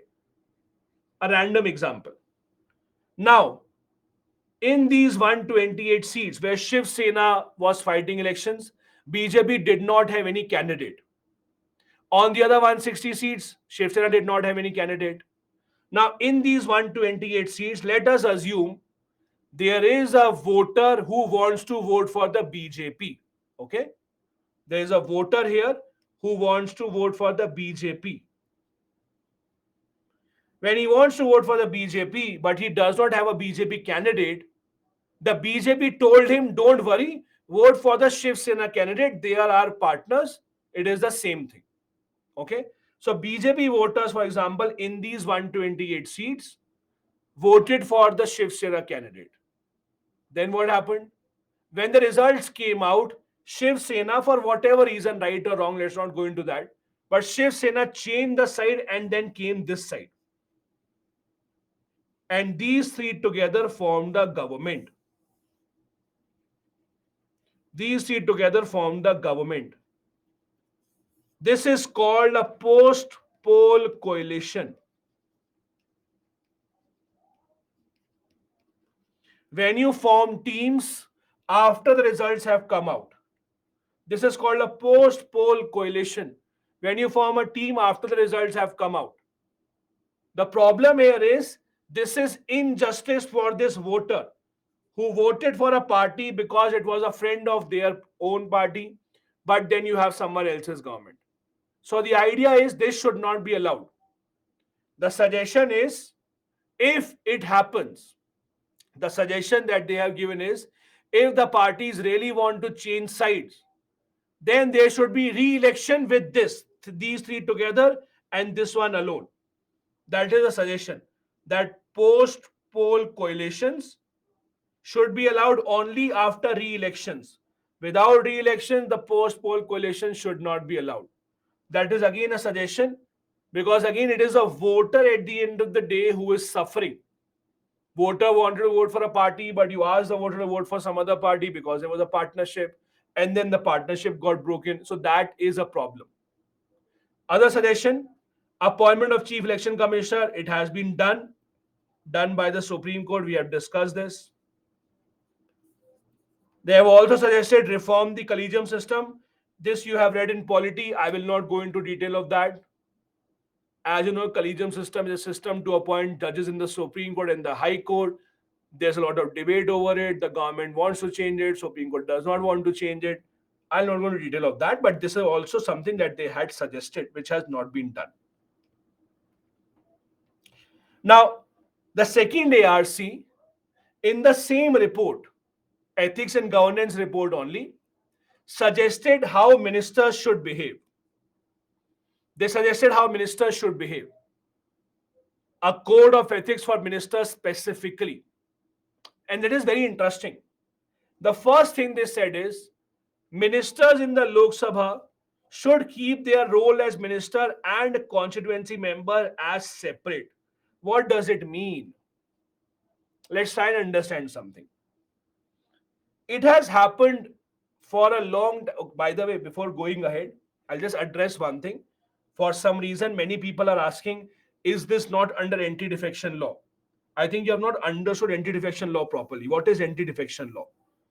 Anti-defection law would have been if Shiv Sena member would have gone from Shiv Sena to NCP. No member is going anywhere.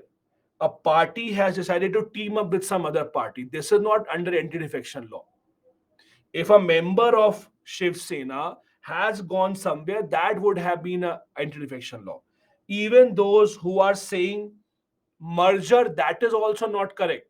There is no merger. It's not that Shiv Sena has merged with another party. There is no application of anti-defection law. What is happening? None of the members have changed their side. None of the parties have merged. It is what? It is parties coming together to form the government coalition.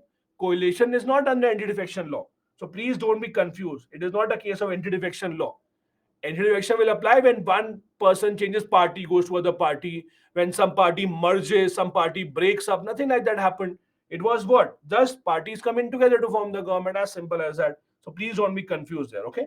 Let's come back to the first suggestion. So ministers who are Lok Sabha members should keep their minister work separate and constituency work separate. Now, what does it mean? I'll give you an example. Basically, you would see, and this happens with every government. I'll give you multiple examples. You will see, for example, whoever becomes a railway minister will make sure that a lot of trains now go through their state or go through their constituency. A lot of trains take the route which includes their constituency where the people are happy. I'll give you an example. When Mr. Lalu Prasad Yadav was the railway minister, it is very famous or infamous that when Lalu Prasad Yadav became the railway minister, what he did was super fast trains that are not supposed to stop at many places. Super fast trains were made to stop in almost every village in Bihar. And people became very happy. But these trains then were never super fast again because he wanted to appease people in his constituency. So you will see that a lot of trains, super fast trains at that era, started stopping in Bihar time and time again. You see right now, a lot of government projects are based in Gujarat. You see the first bullet train of India, Ahmedabad to Mumbai. A lot of big government infrastructure projects based in Gujarat. And it is a very common occurrence. At the time of Rajiv Gandhi, Indira Gandhi, lot of projects were focused specifically on Amethi, Rai Bareli to appease their constituents. Because this is not illegal. You are building infrastructure, spending money. This is not illegal. This is unethical. This is unfair for other people who deserve the same development, but it is not that they are getting that development. When ministers come from certain constituencies, they obviously want to appease that constituency more and they bring more funds there. That becomes a problem. So ministers' job should be separate from their membership of the Lok Sabha. That is a suggestion. How will it happen? I have no idea. Because at the end of the day, ministers are also appointed or they win election from somewhere, right? I don't know how will they separate this, but that is a suggestion. That minister should be separate and their constituency should be separate. Ministers should not use government sources for party or political purpose. That is done. There is a law. You cannot use government funds or government sources. In fact, Indira Gandhi got disqualified from her election in the Allahabad High Court because of this only. So, but there are loopholes that the ministers find out. But at least the idea is for your political purpose. Let's say you are giving a speech or going to give a speech for your own party. You cannot use or should not go on government expenses. But that is not absolutely possible to implement. I'll give you an example. Let us talk about the Prime Minister of India, right? Now, let's say Prime Minister of India wants to go to address a rally, make a speech, especially for the BJP to ask for votes. That's a political journey. So he should not spend government money. He should spend on a helicopter, or if he wants to go on a helicopter, then the expense should be paid by the BJP. All that is fine. It is done. But if the security guards are protecting him who are paid salary by the government 24/7, that becomes a gray area. And I'm not saying the security guard should be taken back, but that is a very gray area. You can never ensure that 100% of the money is spent by political party only. There will always be some part that will be common with the government expense. So how to implement this, it's not very clear. Again, the civil servant minister should also uphold political impartiality. Ministers should not ask the civil servants to do something illegal. Okay, good. That is the only reaction I have. But again, if you're a minister and you don't even ask the civil servants to do something you want, then how good a minister you are, right? The entire point of becoming a minister is to be able to ask the civil servants to do something. But the suggestion is that it should not be done. You should not interfere in the working of the civil servants. Then, Prime Minister and the Chief Minister should have a dedicated office to receive complaints against the ministers. If a common person, let's say you, want to complain against the minister, you should have a number, an email ID where you can approach the Prime Minister or the Chief Minister directly. That is also a suggestion. Prime Minister, Chief Minister should ensure that this code of conduct by the minister is followed, because they are the ones who can keep them accountable. And most importantly, even the coalition partners or the coalition ministers should listen to the Prime Minister. Let's take an example. When Dr. Manmohan Singh was the Prime Minister, it was not just a Congress government. It was a government of Congress along with, let's say, Trinamool Congress, the Mamata Banerjee party, let's say Samajwadi party, all these were working together. So what happened? If someone from Samajwadi party, let's say, did something wrong, they would not listen to the Prime Minister. That no, he is not our Prime Minister, he belongs to some other party. Even though they're in the same coalition, but they would not listen to that Prime Minister. That is a suggestion that this should not happen. Even the coalition partners should listen to the Prime Minister. Doesn't matter if it's a coalition government, because you're all a part of the same government. That is again a suggestion that the second ARC has given. A few more things before we take a break. We are continuing on the same report of ethics and governance. The same ethics and governance report, as I said, it's extremely important. So we are going into a lot more detail of that. Ethics and governance report also talks about the issue of office of profit. I hope all of you know what is office of profit. You would have read that in Indian polity. The issue of office of profit. What exactly is office of profit? All of you know, right? Perfect. Let me quickly repeat just in very brief terms. If you are a member of the legislature,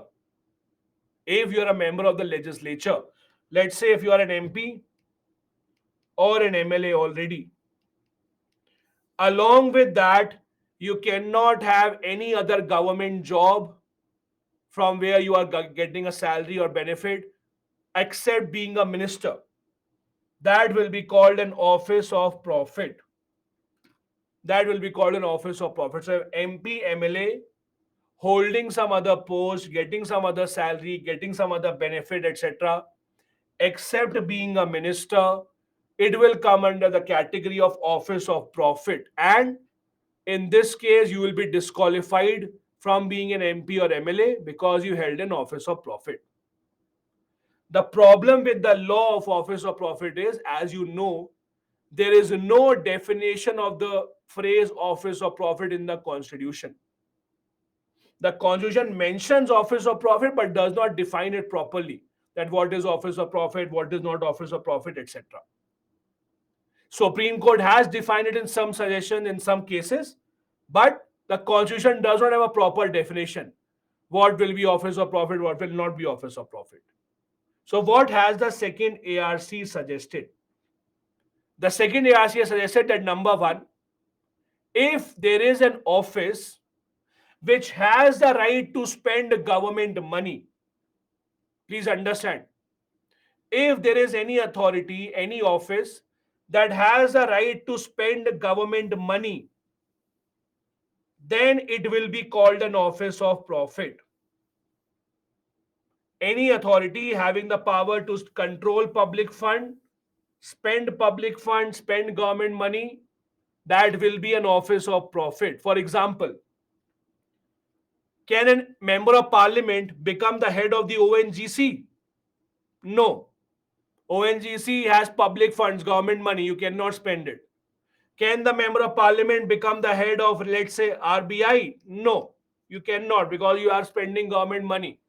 So basically, if you are in a power, in a position where you control government money, how the government money will be spent, how much will be spent, it should be called office of profit.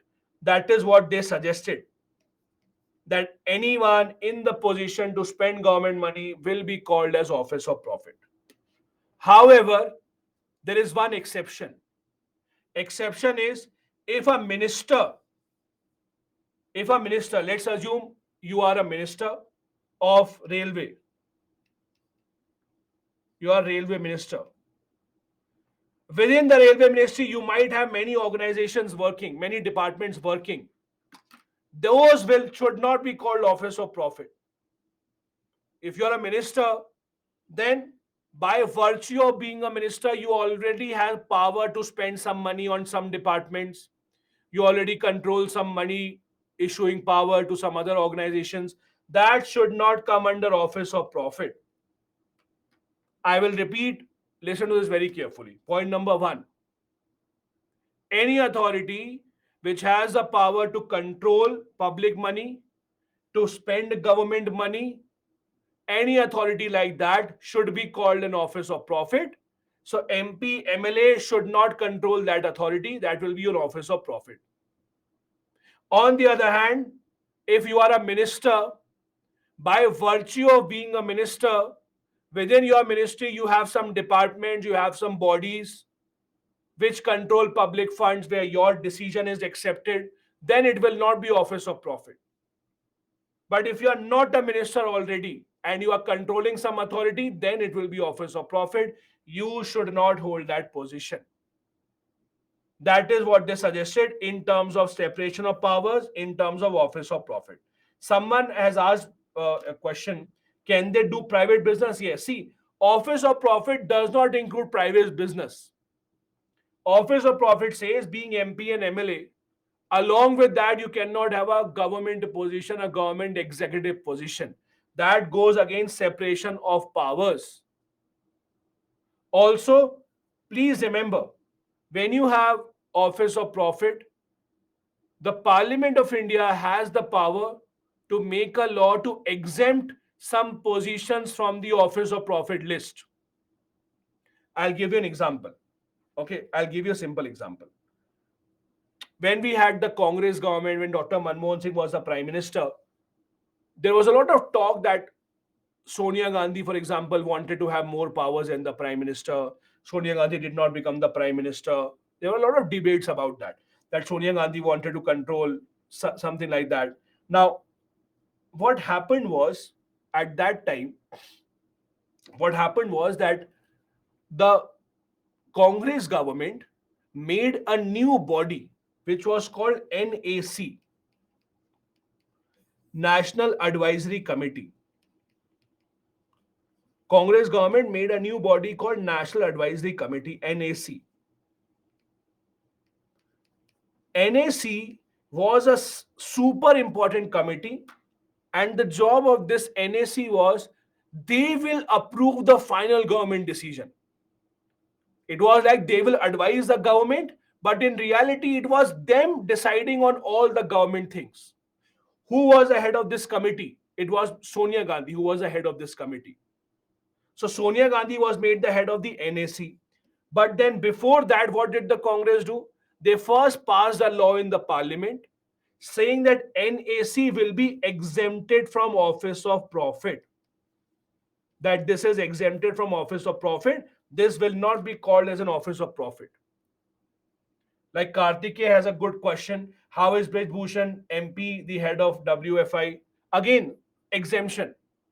Parliament has the power to exempt positions, exempt certain offices from the definition of office of profit. And they have exempted many of these organizations. For them, that rule doesn't apply. Over here, the rule is simple that if you have, or their suggestion is simple, if it's a public authority that has the power to spend government money, it should be office of profit. If it is a minister who is controlling an authority within the ministry, then it should not be office of profit. As simple as that. Then, second ARC also suggested that schemes such as MP LAD, MLA LAD should be abolished. Have you heard of this? MP LAD. Have you heard of this? May have heard of this. MP LAD is Member of Parliament Local Area Development Scheme.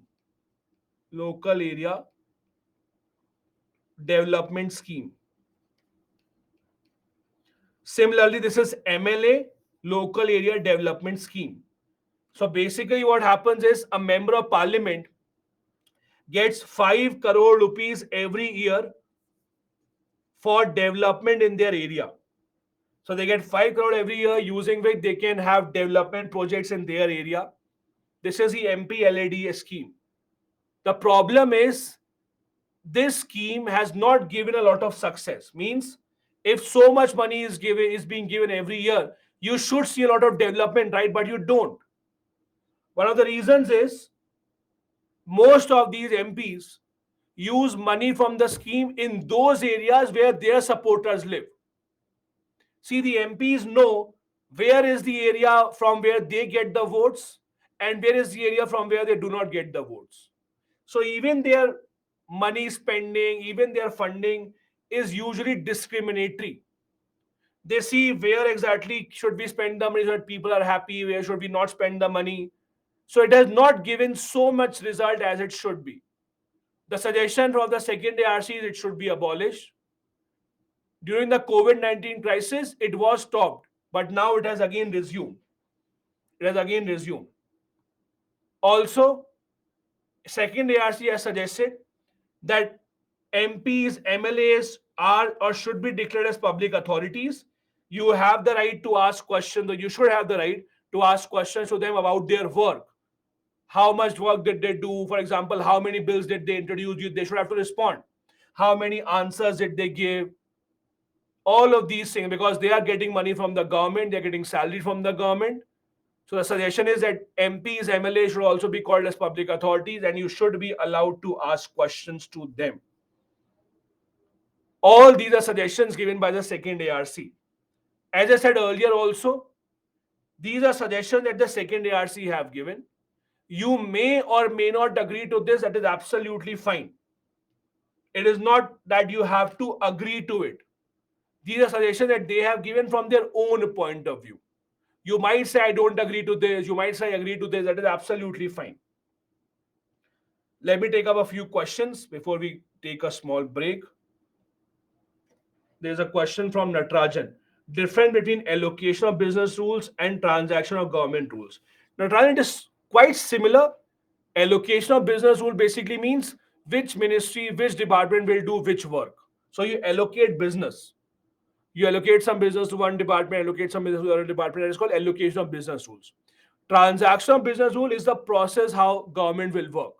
For example, the process that one person will do this work, and then the file will go from here to here, then the file will go from here to here, how the government departments will run, how the permissions will be given, That will be the transaction of business rules, how the business will be transacted in the government.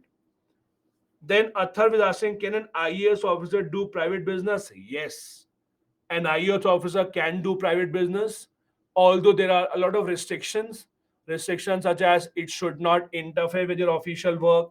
If it is interfering with the official work, then you may have to give clarifications, etc. You also have to be transparent about that. You have to inform the authorities beforehand. Mostly, chief secretary will have to inform them beforehand. But yes, there is no law that prevents the IAS officers from doing private business. But again, if it takes your time and you're not being able to give time to your real government service, there may be consequences. Monto is saying why judiciary can't implement all recommendations. Monto, only judiciary can tell you the answer to this. So I can't. Let the judiciary tell you. Yuvraj has a question. Please explain NAC again. So Yuvraj, in the Congress government, because the Congress had this idea, they wanted to give one of their members, Sonia Gandhi, a lot of powers, even powers more than the prime minister. So they made a body called the NAC, National Advisory Committee, that was supposed to give the final decision, final go ahead on all the government orders. So it was set up as a advisory body to the government that would advise the government, but in reality, it was actually double checking what the government was doing. So Sonia Gandhi became the head of that. The idea was that Congress government now, rather than being run by the prime minister under his control, will be run by NAC. And that NAC could have been an office of profit because again it was an executive position about apart from being an MP. So the government first gave an exemption to this. They passed a law and they exempted the post of the NAC head from the office of profit, and that is how the body got created.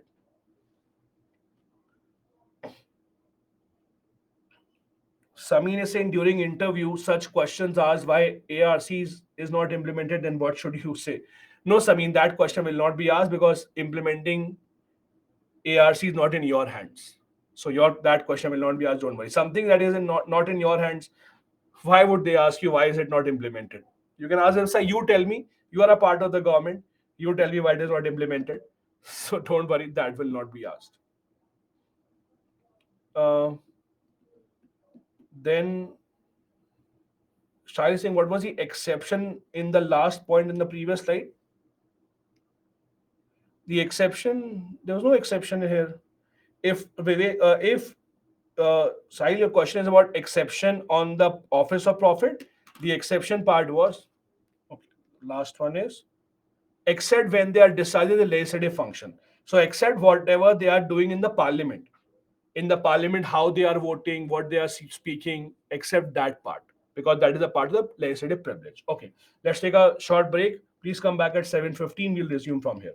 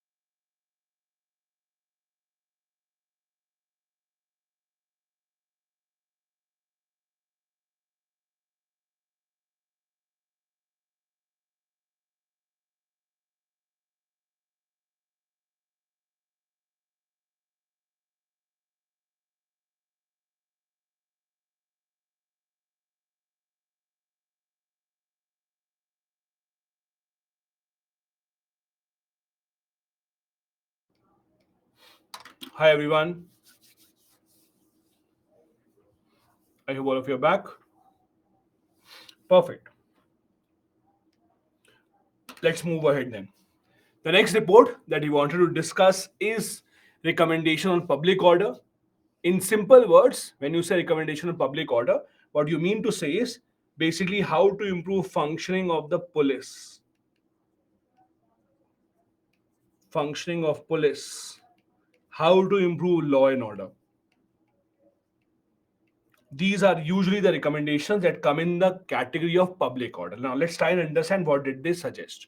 First important suggestion, have a separate investigation functions and have separate police functions. See, there are a lot of problems in our police system. You read about it, internal security, lack of money, that is lack of salary, no fixed working hours, lack of training, etc., shortage of personnel. All these are real problems that our police system has in India.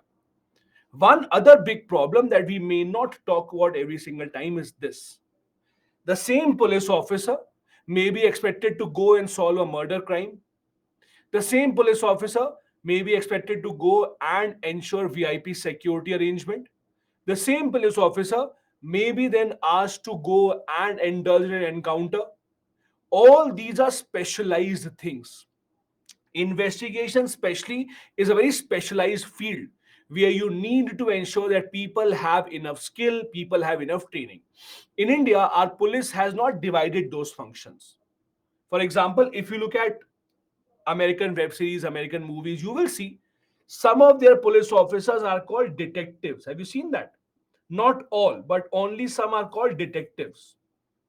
They are police officers. Why? Because again, detectives are those in that police team who have been given the training of investigating a crime. In India, that is not the case.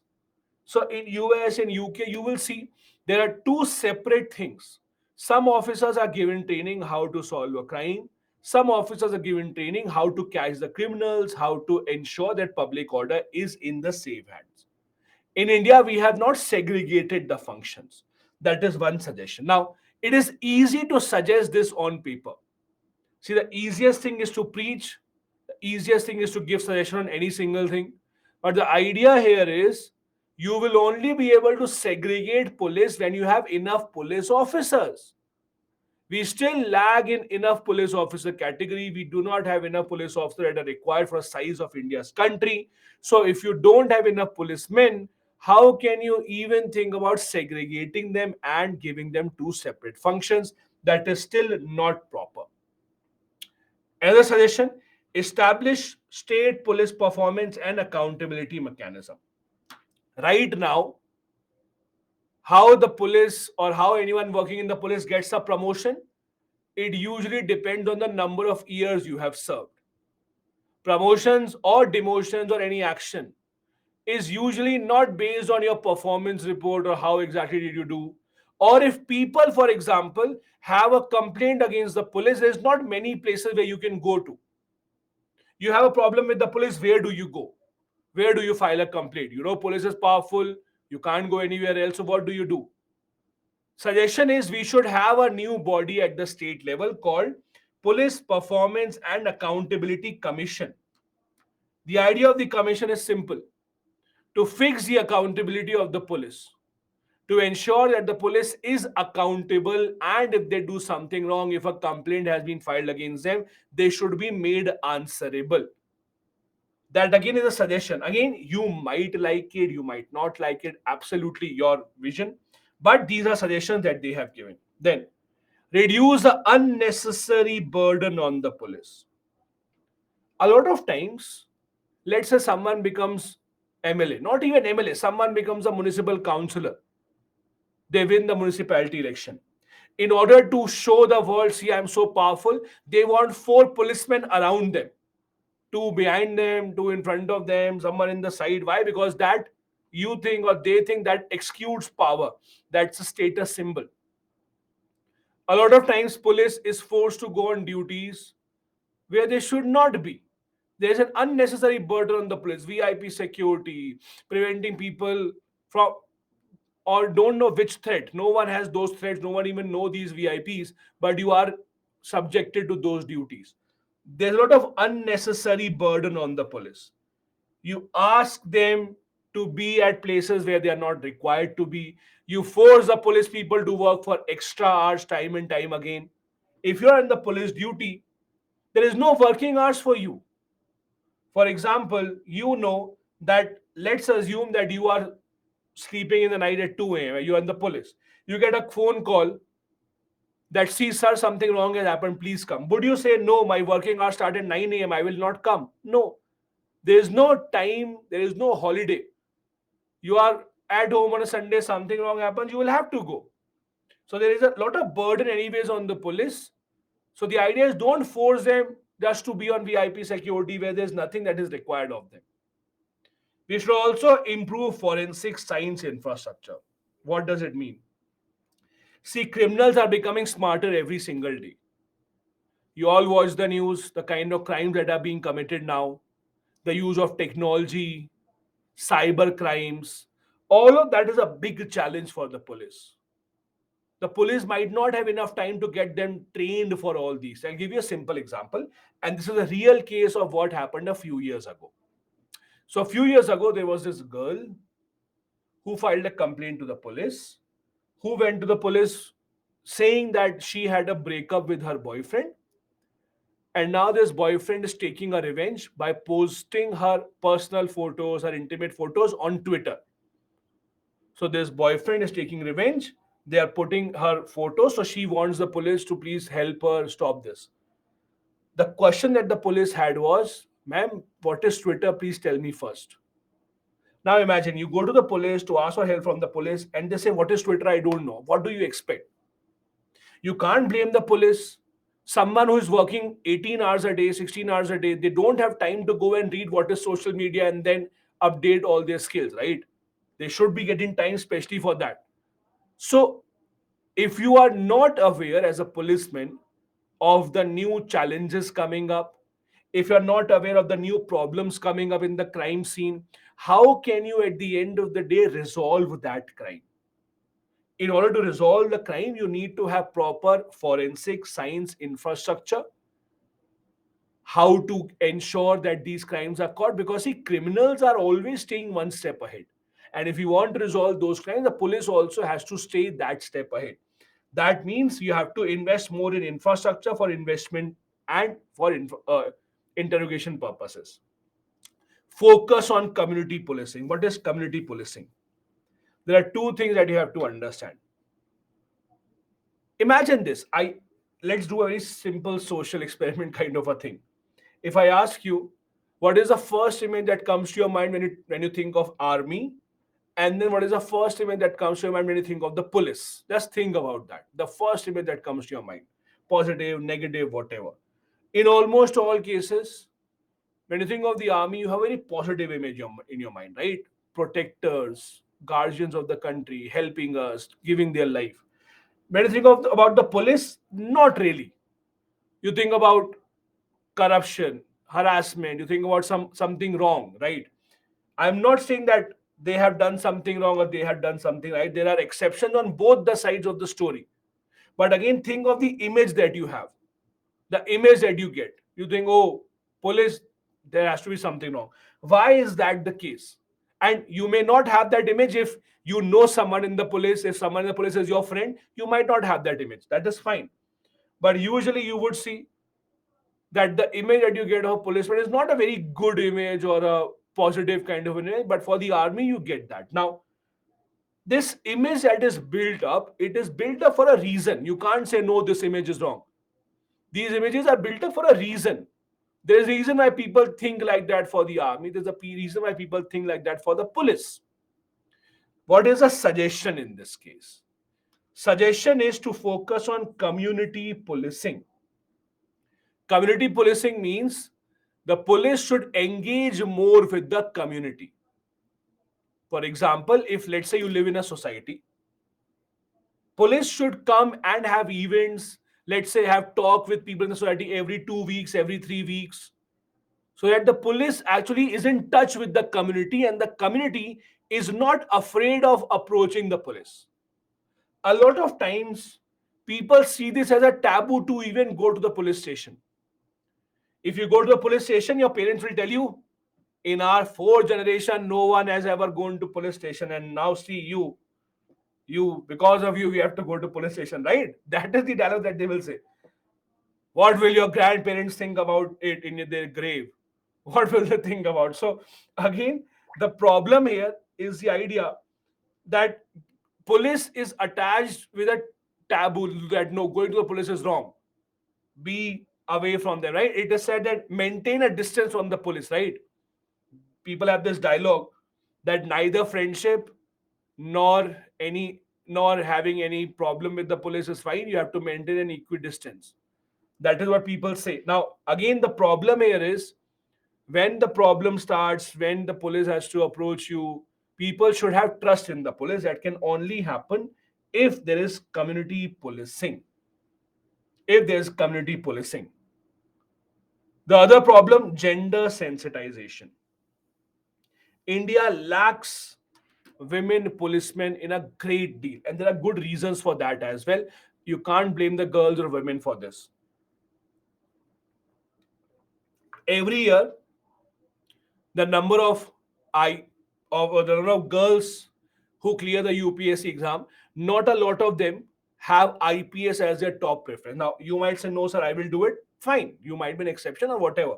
But if you look at the past record, the reality is that not a lot of girls usually prefer to go to the IPS, and there are good reasons for that. The result is not even at the top position, and even the bottom positions in the police, you will not see a lot of female officers working. What is the problem here? The problem then becomes that how do you have gender sensitization? When the police comes to arrest a female, they don't even have female officers. The law says you cannot have any arrest of a female without a female officer. But for that, you need to have some female officers, right? If you don't have female officers, then what do you do? How do you keep waiting? That is a big problem. Not just this, there is even a problem in the lockups. Many police stations don't even have lockups for females. So if a female is arrested, they are then forced to stay in the same locker that is for men. That also becomes a problem. When you don't have enough police who are female officers, you have a situation where they don't know how to behave with the other gender. That gender sensitization thing also becomes a problem. Now, many states are working towards this. Like in Madhya Pradesh, now we have a lot of police stations where it is compulsory to have at least one women officer. There are many police stations that are headed by police officers now in Madhya Pradesh, and many of the states are doing this, are trying to change. But again, unless you have enough women in the force, things might not change. Now, the question is, why do we not have enough women in the force? There are various reasons for that. Obviously, the job is not very safe. You all know this. The working condition might not be the most ideal. At least when you are in IAS, foreign service, etc. You are sitting in your office. You know you might have to go outside, but it's not that you will have to go outside in the night every single time in danger. As the IPS officer, you are obviously in danger. Infrastructure is a big problem. Most places you will not see proper segregated women washrooms, etc. That is also a big problem. So these lack of basic amenities obviously push the women away from the forces. Kiran Bedi was India's first women IPS officer. It took so many years for India to have its first women IPS officer. Just imagine that. So it is all a problem of women not being represented enough in the police that leads to a lot of problems when the police deals with female criminals. The next report that he want to discuss is a report on local governance. When you say local governance, you mean to say panchayats and municipalities. They see local governance includes panchayats and municipalities. In Indian polity, all of you would have read the chapter on panchayats and municipalities. So all of you are aware of the problems of panchayats and municipalities. I don't have to elaborate on that. As you know, panchayats and municipalities were given a constitutional status by 73rd, 74th Amendment Act. But even then, there are some issues that remain, and that is why we have the second ARC suggesting what should be the solution to this. For example, first, they suggested reforming the appointment of the State Election Commission. Now, if you see, Election Commission of India, it conducts elections for the Parliament of India, for the State Legislature of India, for the President of India, and for the Vice President of India. These are the elections that the Election Commission of India conducts. Then we have the State Election Commission that conducts elections for panchayats and the municipalities. There is no appointment process, there is no qualification criteria given how the State Election Commission will be appointed. It's a one-member commission appointed by the governor. Just like the Chief Election Commissioner at the center before the Supreme Court judgment, the president would just appoint an officer. The name was given by the government. At the state level, the situation remains the same even today. Although the Supreme Court judgment has made changes in the election appointment of election commission at the center level, but at the state level, the election commission still is appointed in the same manner, without any role of the opposition, without any qualification criteria. Whichever officer the state government prefers, that officer's name is given to the governor, and then the governor appoints that person as the state election commission. There is lack of powers and responsibilities given to local governance. You all would have read about this in panchayat and municipalities. It's like saying, as you know, see, in the panchayat and the municipality law that is passed, as you know, the law is divided into two parts. Some parts of the law are mandatory and some parts of the law are voluntary, right? Mandatory means something that the state governments compulsorily have to do. Having elections every 5 years, making sure there is reservation for SC, ST women, making sure that the voting age is the same, making sure 21 years is the age for contesting elections, having Gram Sabha, all those are compulsory. But the real points about money, about responsibilities, these things are voluntary in nature. Means how much money will they be given? Voluntary. The state government decides if they want to give money or not. The state government decides whether they want to give responsibility or not. And many state governments have not done this. It is like your father telling you, make a plan where you want to go on a vacation. And you make a plan, sir, Papa, I want to go to Switzerland, Australia, Europe, whatever. And then you ask him, okay, give me the money for your ticket booking. He said, no money. I just asked you to make a plan. No power, no responsibility. Make a plan, be happy. This is how the panchayats, municipalities are right now. The state governments ask them, make a plan for development, the best plan possible. And when they ask for money, they say, no, no money. Just make a plan, be happy about it. So when you give power of planning and you don't give any money or responsibility, that will not result in anything good. That is what is happening with our local governments right now. Other suggestion, have detailed reports of State Finance Commission. Now, all of you would have read about the Finance Commission of India. As you know, the Finance Commission of India at the center government level gives the recommendations to the center government about how much money to give to which states from their taxes, how much money to give to municipalities also, etc. When the Finance Commission of India gives a recommendation to center government, their reports are in a lot of detail. They don't randomly say, Akkad, Akkad, Bombay, Bo, give this state 500 crore. No, that is not what happens. They have a proper formula that based on population, give this much money, based on income level, give this much money, based on their forest cover, give this much money, right? They have a proper formula for that. They work hard. It's not that they'll randomly decide anything. But in the state finance commissions also give a report to certain states, to many states. This one money to give to municipality, this one money to give to panchayat. There is no formula usually that is used. They randomly said, oh, this looks like a very big city, give them 100 crore. This looks like a small city, let's ignore them. Let's give them 50 crore only. This one, give them more money, they look very happy. So their reports are not detailed at all. Random numbers are thrown out because they also know state government is not going to accept our report anyway. So why to work hard? You're getting a salary, enjoy, as simple as that. Why to work hard when the state government will never going to accept it? That is a problem with the state finance commissions. The state finance commission reports are not detailed at all. So you don't even know what they mean to say when they say give this one money to this panchayat or municipality. What is the argument behind it? At the center level, although the report given by the finance commission is not binding on the government of India, but usually you will see reports given by the finance commission of India are accepted by the government of India, usually. So usually government of India accepts the center government, accepts the national report of finance commission. At the state level, you will see these reports are usually not accepted because the state say we don't have money. How can we give money? The entire issue is about money. Like your parents telling you every time, we don't have money, we don't have money. What do we do? So the same thing the state government says, we don't have money. You ask them for a bike, we don't have money. You ask them for their pretty dress, you don't have money. Ask them for iPhone, you don't have money.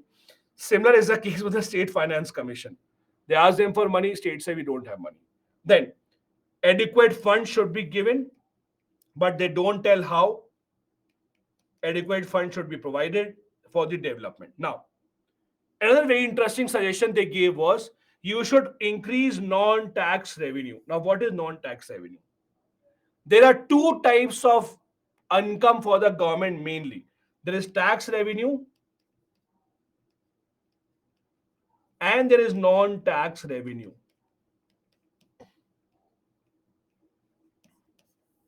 Many people assume that the government only earns through taxes. That is not true.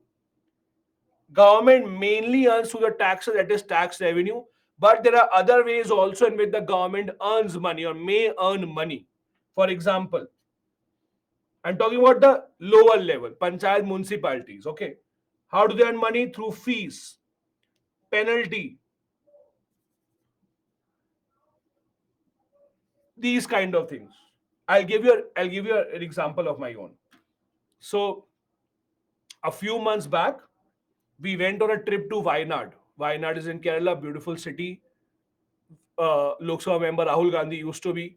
So we went to Wayanad on a trip and we went to see a waterfall near Wayanad. This waterfall was in the outskirts of Wayanad, so it was in a village. So we went there, we parked the car, and when we parked the car, we were given a parking receipt. On that parking receipt, it was basically the name of the village was written and whatever village, Gram Sabha.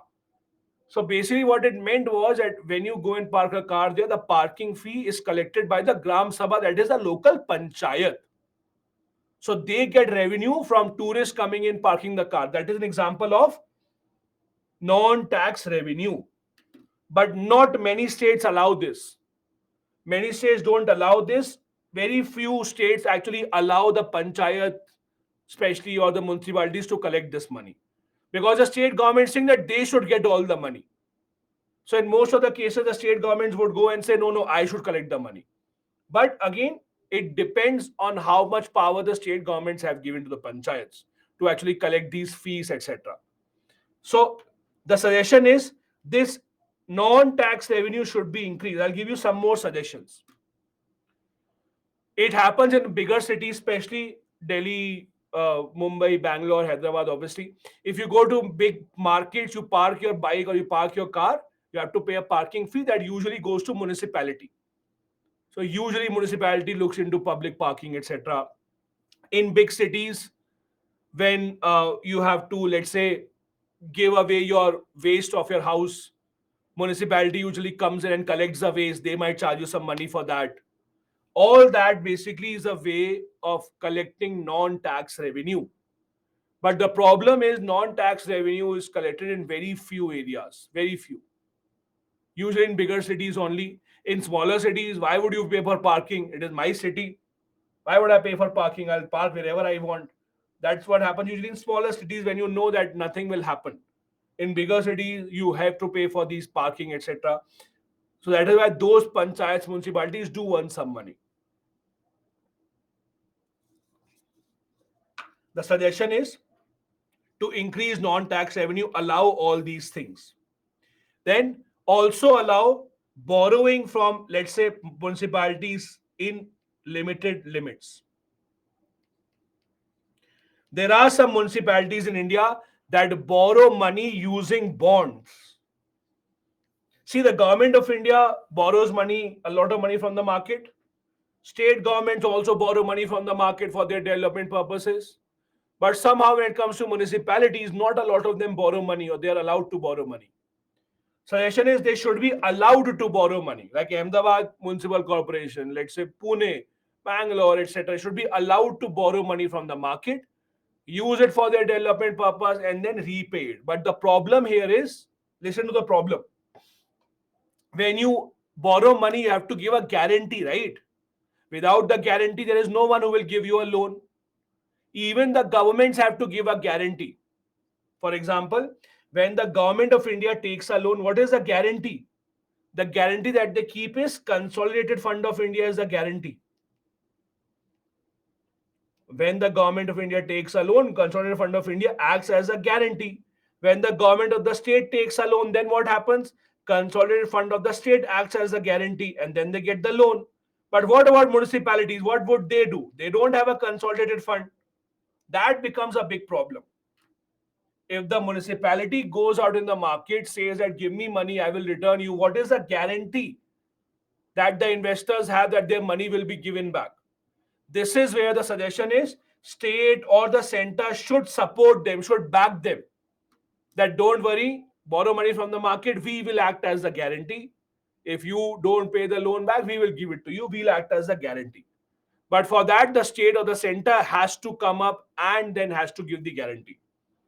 That is the suggestion, that the borrowing should be allowed for municipalities, especially who can afford this, so that we can have lesser pressure on the government to give money to panchayat municipalities and they can have their own revenue. Next report is a report on capacity building for conflict resolution. India, unfortunately, has seen a lot of internal conflict ever since our independence. We have seen the insurgency in the northeast. We have seen the Naxalism issue. We have seen Punjab in the worst form of terrorism in 1980s, beginning of 1990s. Jammu Kashmir problem persists even today, partially. So India has seen conflicts of a lot of different types. All these conflicts, how to resolve them, this is a suggestion that have been given. This is again a very commonly asked question in the mains exam, and you can write these suggestions also of how to resolve conflicts. First, negotiation should be given priority. Now, this is something that the government actually does. If you look at the record of the government of India, it doesn't matter which party is in power. Look at the record of the government of India ever since our independence. Governments usually try to negotiate. Like when India became independent, at the same time, there was a leader in Nagaland, today's Nagaland, called Fizo.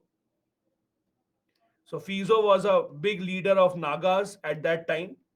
He declared independence at the same time. He said, India is becoming independent, British are going, so Nagaland is also independent now. Unfortunately, we do not read a lot about Naga insurgency as we read about the Kashmir insurgency. But you talk to any expert, read any books, you will be told that Naga insurgency was even more dangerous than the Kashmir insurgency. The government had a very, very hard time in controlling the Naga insurgency. And it's not just about Nagaland, it was about a lot of other states in the northeast. To the government's credit, whichever government was in power at any point of time, you have to give credit to the government that they have always been in constant touch with these leaders, encouraging them to join politics, contest elections, and then bring a change, whatever they want. Negotiations have always been given a priority. I'll give you another example. You might have heard of Assam Accord. Assam Accord, which is related to today's NRC or Citizenship Amendment Act. Assam Accord was this entire movement in 1980s in Assam. that outsiders should be thrown out. The leaders of Assam Accord that you see today are MLAs, MPs in Assam. All of them have become a part of the politics. So government was able to convince them to come and join politics rather than just attacking them, because attacking someone will lead a very bad impression on the people, because they have thousands and lakhs of followers and the government does not want to take a chance. Negotiations have always been given a priority and this continues even till today. Grishma, capacity building means building your strength to fight against something. That is capacity building. Then enhanced protection for senior functionaries. See, this is especially related to the Naxal problem in India. Especially to the Naxal problem in India. I have a suggestion for all of you. Don't follow it right now, but when you are done with your preparation and you have some time in your hand, and if you like reading books, I will suggest you a book to understand the Naxal problem in India. It's a very good book. The name of the book is Hello Bastar. It's written by an author called Rahul Pandita. Very good book that tells you a lot of the problems related to Naxal movement in India, how it started, what are the complications, why is it such a difficult problem to resolve, what is the side of the government, what is the side of the Naxal leaders, what do they think, what do tribals think, etc. It's a very, very good book. But again, not a part of the syllabus, so you can read it but later on, but try to read and understand how it actually is.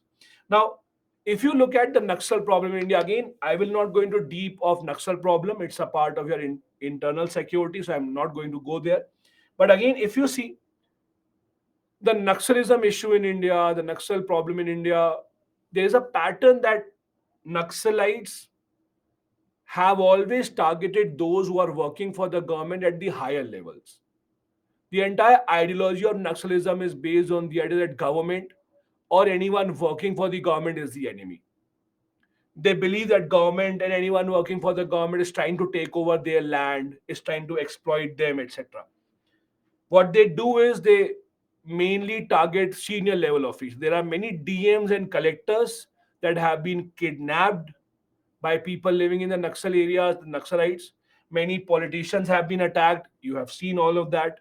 So the suggestion is that we should give increased protection to senior functionaries, because if someone very high up in the government is attacked, the morale of common people actually declines. Common people think, oh, if the government can't protect their officers, how will they protect me, right? That is the first thought that comes in the minds of the people. So the government should give much more protection to the senior functionaries. Then also increase the capacity of security forces, give them better weapons, give them better infrastructure to fight against the Naxals. Let me ask you a question. Uh, how do Naxals get the money? They have so many weapons, right? They have bombs, etc. How do they get the money to buy weapons and bombs? What do you think? There has to be some source of revenue that Naxalites actually get.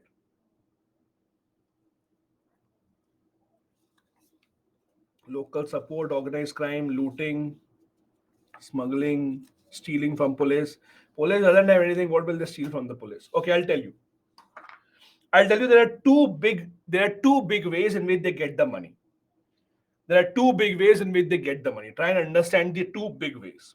First big way, it has been now proven, it has now been proven that countries such as China and Pakistan have supported them. It has been, and even sometime Myanmar also have supported them. How? When, let's say, security forces have an operation against Naxals and they are killed, when we capture their guns, their weapons, they are usually made in China, made in Pakistan. So there's enough proof that they get support from outside India. One, that is something that we can't stop on our own. But there's one thing else from where they get money. Only very few people answered this correctly. The other thing where they get the money is, if you look at the area where Naxalism still exists in India, mainly Jharkhand, Chhattisgarh, a bit of West Bengal, you might say, a bit of Andhra, you might say. This is what? This is an Odisha in some cases. This is what? This is the mineral belt of India. This is the mineral belt of India. Basically, if you see the areas which are under Naxal control, a lot of these areas have a lot of minerals. So, what these Naxal leaders do is illegally they take out the minerals and then they sell it in the market. That is the biggest source of their revenue. Yes, you can talk about extortion, kidnapping, that is separate. That is not in that big of a scale. But the biggest way in which they get money, they keep on getting money, is by illegal mining of those minerals. Because it is all in the mineral belt where they are where they have captured this area. So they have a lot of money to buy weapons, guns, they get help from outside as well. If you want the police or the military personnel to fight against them, to control them, the government has to increase the capacity of the military forces as well. Not just this, you also have to, as per the second ARC, sensitize the police and paramilitary personnel. This is a big problem. See, a lot of police in that area has been accused of not behaving well. I'll give you a story. Again, I think I have read the story in Hello Buster book only. So Rahul Pandita gives a story. This is all a real story. There were tribals living in a tribal village in this area, Chhattisgarh, Jharkhand. They were attacked by some outsiders. They were forced outside their house. They were forced to leave the land because people wanted to extract minerals. Then these people, these tribals, went and complained to the police. Rather than the police listening to them, police beat them up. Police captured some of the girls of those tribal families. Police raped those girls. Now imagine the point of view of that tribal. His or her land was taken away by powerful people. He went to the government officers, police to get help, and what was done? He was beaten up, the girls were raped. Now imagine the mindset of that tribal. What would he be thinking? That is the government on his side or is the government on someone else's side? Think of the point of view of the tribal towards the police. I'm not saying every policeman is like that, but I'm saying if even if one policeman does it, think about the news that spreads all across the village that see this is how the police is. Now, this is where you have to understand that sensitizing the police is extremely important and also paramilitary personnel. See, let's say there is a lot of CRPF soldiers that are deployed in that area. Now, the problem is in the CRPF, let's say you are deployed in Chhattisgarh, Jharkhand area, but they are not from that area. So, Jawans from Himachal, Jawans from Sikkim, from Tamil Nadu, Kerala, Punjab, Gujarat, Rajasthan, they are deployed in Chhattisgarh, Jharkhand. So, they don't know the history of that area. They don't know the problems that people are facing. So, their way of dealing with the problem or dealing with the local people might be very different. That is why they should be given proper training to make them understand the issues on the ground. That why is it that people behave in this way? Why is it that the people are angry against the police? Why is it that the people are attacking them? So that they have the context before they work there. One other suggestion is to learn from greyhounds. Now, what is greyhound? Let's try and understand that. So, this is the logo of greyhounds.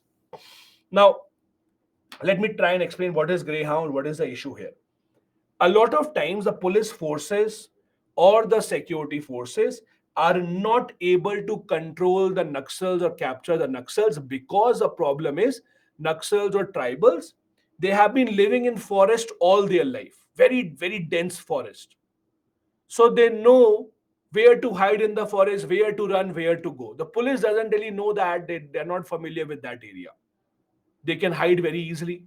So what Andhra Pradesh did was Andhra Pradesh formed a special unit within their police called the Greyhounds. The specialty of this was they employed people in this police from the locals who are living in that area. So locals who are not a part of Naxals, They were asked to come and join the police. They were given the training so that they could now lead the police and make sure that they can actually capture the Naxals who are hiding in the forest. And they have become extremely, extremely successful. Greyhounds has become a primary example of how Andhra Pradesh has been able to capture many Naxals and they have been able to control the problem. Now, again, if you read about the history of Naxalism in India, I will not go into detail because again, this is not a part of internal security. But if you go into detail of Naxalism in India, you will find out, although the word Naxalism comes from a village in West Bengal called Naxalbari, but the Naxalism as an ideology, it did not start in India from West Bengal. If you look at where is it that the first group of leaders of these ideological thinkers came in India after independence, they were from Andhra Pradesh. Andhra Pradesh was regarded as the first place that had leaders who were first influenced by this ideology going on in China and Russia, and they brought this idea to India. So Andhra Pradesh was seen as a kind of the beginning spot where all these leaders were. So for Andhra Pradesh to be able to control and capture all the Naxals is very, very, very impressive. That is why the Greyhounds have been extremely important and have been extremely successful. Apart from that, another suggestion is to strengthen the local level police stations, give them better weapons. The weapons that police has is much more outdated, much older as compared to the weapons that the security for that the Naxals have. We need to invest more, strengthen the police officers. Other part is that we have to also make sure that the implementation of scheduled tribe act etc is working well. Now please try and understand this. One of the real problems that we have when it comes to why is it that people in the tribal area especially protest against the police. Think about the tribals from their point of view. They have been living in the forest area for many, many decades. For them, land, forest is everything to them. They are dependent on the land, but most of them do not have official paper to show they are the owners of the land. So what happens? Someone comes in, someone forcefully removes them from the land. They don't have proper paperwork to prove that they are the owners of the land. The government of India in 2006 passed this law called the Forest Dwellers Act. The Forest Dwellers Act was that the government of India will give proper ownership to tribals who are living in a certain area for many generations.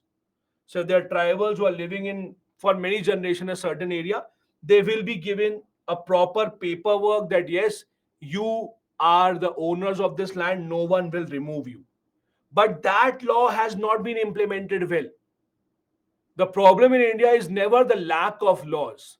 The problem in India is always that the laws are not properly implemented. Lack of implementation of this law has resulted in tribals getting even more angry with the government. If the government implement these laws in a proper manner, they would even be able to convince people to join the side of the government. Swati, dwellers means who live in a certain area. Like if I ask you, where do you dwell? Where do you dwell means where do you live? So your address will be the answer to where do you dwell. So dwellers means those who live. Then, as we discussed, illegal mining is a basic way, is the most prominent way in which these Naxals get the money. So ensure that illegal mining is stopped. Ensure that anyone who is engaging in illegal mining, those who are helping the Naxals in to sell the minerals in the market, that should be stopped. And they suggested having specialized government agency like BRO in place of contractors. Very, very, very important. See, the problem in the Naxal areas, it's a vicious circle. Understand this. The tribals say that government is discriminating against us. We don't have any roads. The government has not built any hospital in our area. The government has not built any school. They don't like us. Government says that when we send someone to build roads and hospital, then you attack that person. So no one wants to come in your area. It's a vicious circle. Who came first? Who came later on? The the people living in the tribal areas say no. Government is not sending anyone because they don't want our development. Government has not set up any telecom towers. Government doesn't want our children to go to school. Government has not built any roads. Government says that whenever the contractor goes, you start attacking them. So how will the contractor go? The idea that they have given the second ARC is, rather than asking the contractors to build infrastructure or roads in these areas, have specialist government organization like the BRO. BRO is Border Road Organization, not bro. Border Road Organization. So basically, Border Road Organization is one of the most successful organizations of the government. As the name suggests, it builds infrastructure in our border areas. The reason why we have been able to build so many roads and so many of these highways, the reason why you can dream of buying a Royal Enfield and going on a trip to Ladakh is because of them. If they would not have made those roads, your dream of having a Royal Enfield bike and going to Ladakh, it all would have gone down the drain.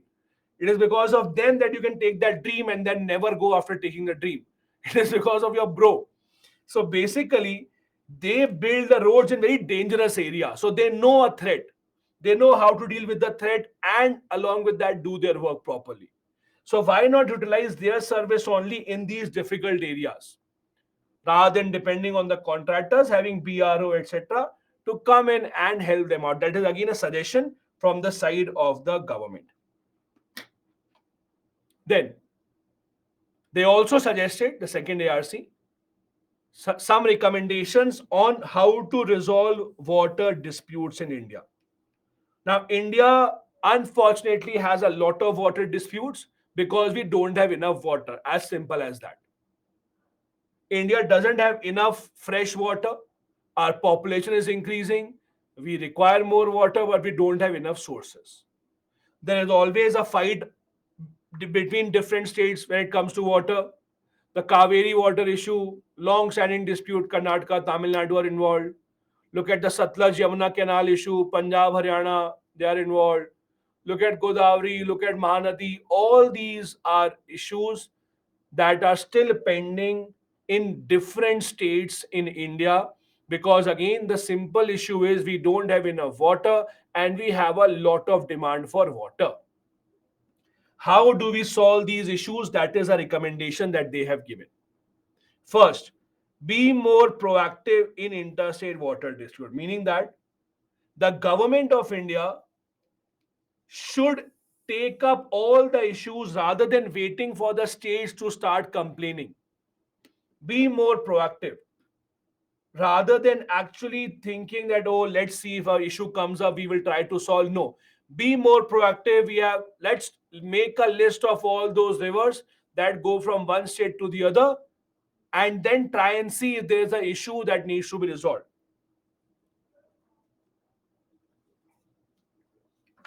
The government should be more proactive rather than waiting for these issues. And see, these water issues are very serious. You might say, oh, this is not a big issue. They are very serious issues. People have lost their lives. People have committed suicide for these issues. Do you know that? You look at the Kaveri issue, Kaveri water issue between. So, Kaveri is a river from Karnataka to Tamil Nadu, even Kerala and Puducherry has a part of the Kaveri river, but mainly the issues between Tamil Nadu and Karnataka only. Because Kerala, Puducherry don't have enough water. Anyways, water is mainly shared between Karnataka and Tamil Nadu.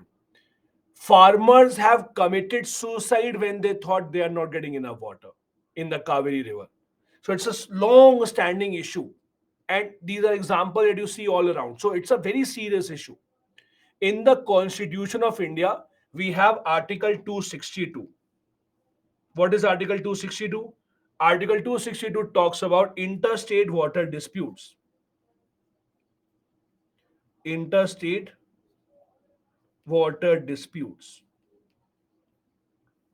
It says that if we have an interstate water dispute, means dispute between two or more than two states, the parliament will make a tribunal for that. Parliament has the power to make a tribunal. These cases will not go to the Supreme Court. This is one of the few things that do not go to Supreme Court. These cases will be resolved, or these issues will be resolved by tribunals and not to the Supreme Court. Now, the problem in India is there is a loophole for everything. Although Article 262 says tribunal will decide it and the matter will not go to Supreme Court, even then the matter does go to Supreme Court because of two big loopholes. There are two big loopholes because of which the matter does go to the Supreme Court. I'll tell you those two big loopholes. First big loophole, with an example. Let me tell you the first big loophole. So, what happened in the Kaveri water dispute? In the Kaveri water dispute, the tribunal was appointed. They gave the decision after many decades. They gave the decision. When they gave the decision, Karnataka was not happy. They said, no, we can't give so much water. We don't have so much water, etc. So they did not implement the decision for a long time. Because a loophole is by what time do you have to implement the tribunal decision? There is no clarity on that. So tribunal gave a decision, Karnataka government never implemented it. So Tamil Nadu government went to Supreme Court. Why? To get the decision implemented. Late Jayalalitha was a chief minister then of Tamil Nadu. Tamil Nadu government went to Supreme Court against Karnataka government not to change the tribunal decision, but to get it implemented, which Karnataka was not doing. That is the first way in which you can go to Supreme Court as a loophole here. Second, another big loophole. People have gone to Supreme Court saying, sir, I am not getting enough water. This is a violation of Article 21. This is a violation of right to life. This is a matter of my fundamental right. Because they have read M. Lakshmikant a bit too carefully. So they go to Supreme Court. People have gone to Supreme Court saying that, oh, I'm not getting enough water. And you have said water is a part of my life. So because the river Kaveri is not giving enough water to me, now I'm going to Supreme Court. Supreme Court should hear the matter. These are loopholes that have been found. That is why you pay lawyers a high fee to find those loopholes, right? Yes, Athar, that is why we pay you a fee. So the problem here is that when you have a situation like this, when you find loopholes and then you start going to the court, it just elongates the process and it defeats the entire purpose of Article 262. Because if you keep finding loophole, going to the court, what is the purpose of having Article 262 anyway? So the suggestion is everyone, judiciary and the governments together should decide we will follow Article 262, not find loopholes. That is a suggestion.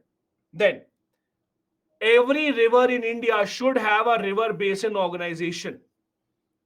For every river, make a committee kind of a thing, organization kind of a thing to handle those rivers, so that whenever they have an issue about the rivers, this organization should look into this. At the national level, each of these organizations should be a member at the national level. Again, an idea that has not been accepted. I'll repeat. Every river should be given its own kind of an organization, river basin organization. And all these rivers, which are interstate river, go from one state to the other. These rivers, if they have an issue, the first point of contact should be these river basin organizations.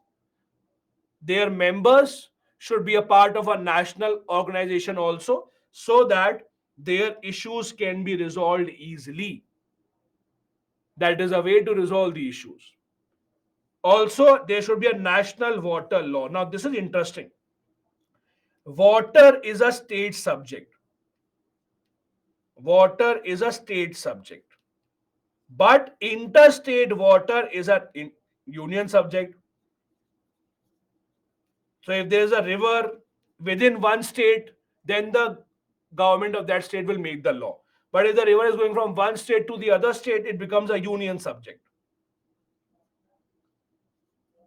The suggestion is the union government should create a water law that can include a lot of things about sharing of water, about utilizing water, so that these issues should not go very long. Has this been accepted? Obviously not. See, The reason why this has not been accepted is, understand, water or any extremely touchy issue, governments usually don't do anything about it. Governments usually stay away from this. And I'll tell you why. I'll tell you why. Let's take a simple example. Let's take a simple example. Basically, the current government has to decide, or there are applications being filed on the rights of transgenders. Let's take a simple example. There's a big debate about the rights of transgenders, or let's say same sex marriage. There are debates about that. In 99% cases, you will see that the government will not take any action in these cases. Why? Because, and it doesn't matter whichever government is in power, they will not take any action. I'll tell you why. Because the government knows in these kind of cases, doesn't matter which kind of a law they make, yes or no, they will make some people angry. The government knows that this is a very, it's a polarizing issue. Polarizing issue means someone will always get angry. Arey, what did you do? You should not have done this. So governments usually remain silent on these issues. What do they do? For example, remember the issue of homosexuality in India, that homosexuality was a crime. Government did not do anything. They kept quiet. They will not say anything. What they do is they wait for the Supreme Court to take a decision. They let the Supreme Court decide. So that when the Supreme Court decides, the government can say, we did not do it. Blame the Supreme Court for that. We did not do it. So that the Supreme Court does not really, or the government does not really have to choose between losing voters and not losing voters. Like homosexuality was decriminalized by the Supreme Court, not by the government. Similarly, with this same sex marriage, similarly with this transgender right, you will not really see the government taking a decision 99% of the times. No government wants to touch these issues because they know they will make some people angry, and they just leave it. They think, oh, let the Supreme Court decide. Supreme Court doesn't have to face elections anyway, so they don't have a problem. We will not decide anything. That is how the governments usually think. Water, again, is that kind of an issue. If the government makes a law on water, they know some government of the state, some people will be very angry. So we will not make a law. Let the Supreme Court do what they want. We will not do anything. Now, coming to the most interesting report for all of you, which you should be concerned about. This is called Recommendation on Refurbishing of Personal Administration. In simple terms, it's a report that talks about how to reform the UPSC exam and selection of the aspirants. So be ready. What are the recommendations? Let's see what the second ARC has thought, and let's see what do you think about this. First recommendation: establish something like National Institute of Public Administration. Now, what do you mean by this? Let's say you are in class 12th, 11th, and you already decided that I want to become an IAS officer. At least I want to prepare to become an IAS officer, right? So today, what do? You join any course in the college so that you don't have to spend a lot of time in college, and you spend all your time in preparing, either coaching or self-study or whatever. But you don't pay attention to your college, you do a correspondence course or anything like that, so that you don't spend any time there. You spend all your time in preparation, right? So your college degree gets wasted, or your college is wasted, your fees is wasted, etc. The suggestion is, why not have a college where you take admission and you are taught these things only: polity, history, geography, economics, for 3 years. We will call them National Institute of Public Administration. At the end of it, you will get a degree also, and you can prepare, and then you can write the exam also. So that at least it's not that you are studying something else in college and giving some other exam later on. Obviously, it's not that you have to compulsory get into this college for preparation. You can do your own preparation, but that is the idea. The problem here is, as many people say, that there is no backup, etc. Those are kind of options, but those can be handled later on. That is an idea that they have suggested. Have colleges, have institutions where these kind of things only will be taught, so that you can prepare simultaneously. Again, not accepted. Then, A very controversial idea, which I'm not sure how many of you will support. They have suggested reducing the number of age and number of attempts. According to them, if you are from the general category, your age limit should be 21 to 25 and only 3 attempts. If you're from OBC category, according to them, age limit up to 28, up to 5 attempts. SC/ST, physically handicapped, 6 attempts only, up to 29. That is their suggestion. You might or might not agree to this. At least I will tell my point of view. I agree to this. I I agree to this 100%. That should be the case. Maybe you don't agree to this. It is fine. Don't worry. It is not going to happen. It is almost impossible for the government to take away something from the people after they have given them. That is why we still have reservation. You can give something, but you can't take it back. So it will not happen, and I'll tell you why it will not happen. Lakhs and lakhs of people prepare for UPSC every year. You can't randomly say now you can't give the exam. The only way in which it can be implemented, the only possible way is government, for example, can say that we will implement this by 2030. Let's say 5 years later, 7 years later, so that next 5, 7 years you can do whatever you want. But after that, we'll implement that. That is the only way. Otherwise, government cannot do that randomly. Don't worry, it will not happen. Now, coming to the point of why I agree to it. Why I agree to it, I'll tell you why.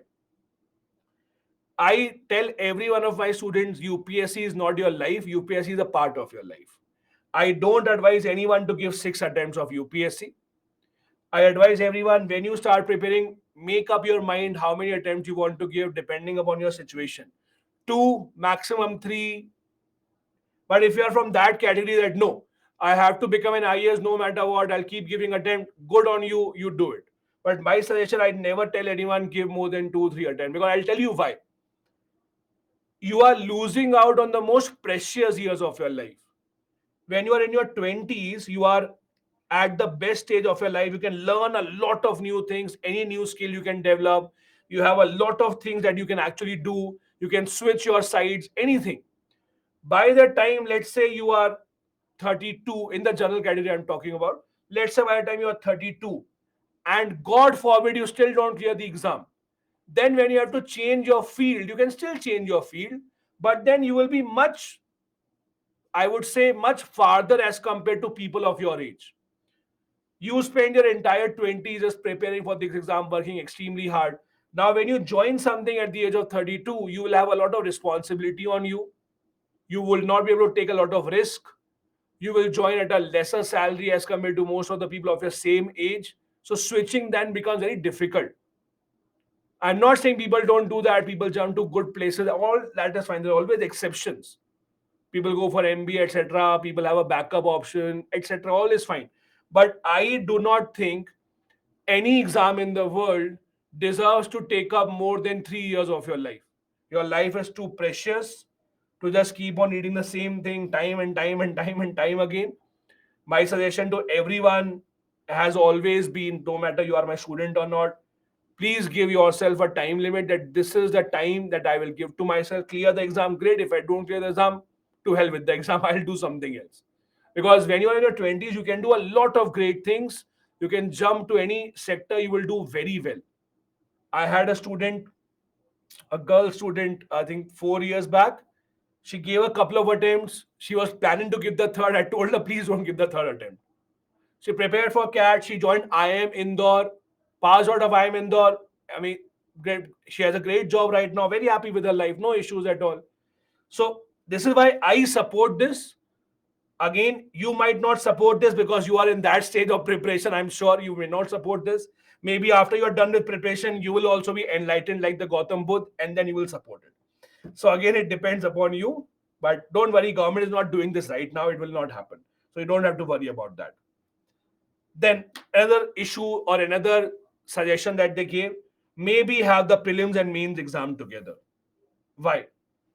See, the problem, or I won't say the problem, but the unique part of UPSC exam today, which is not something that you see in other exams, is it has an entire 1 year cycle.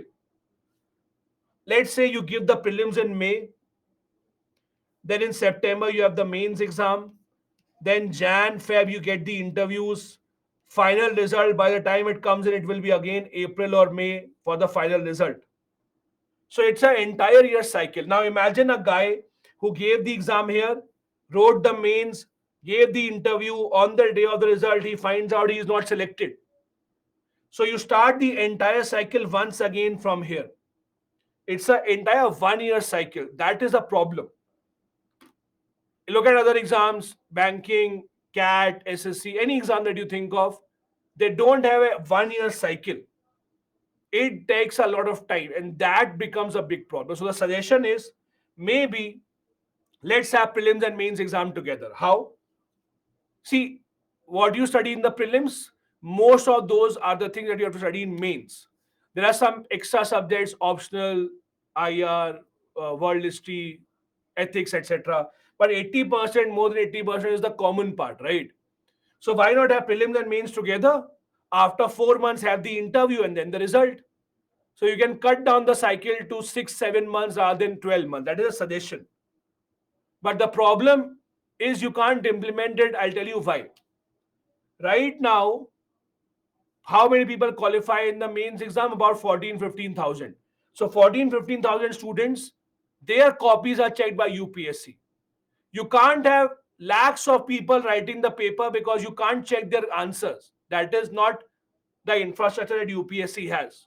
So number one, you can't have all the people give the mains exam. That is not possible. Other way in which it can work is, only way is, maybe you can have an online prelims exam. Why? See, when you give an online exam like banking, when you end the paper, right then on the screen you get the score. And your heart is either broken or you are very happy. But you get the score right then and there.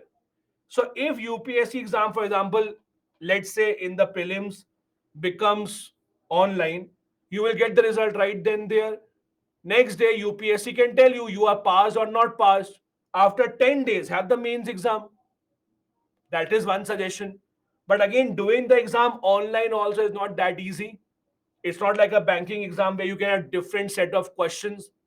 The questions have to be the same, infrastructure has to be arranged. So it's a difficult thing. So it is not going to happen. Again, don't worry. None of these suggestions are happening right now, at least in your timeline of preparation. So you don't have to worry about that. That's a suggestion that they have given.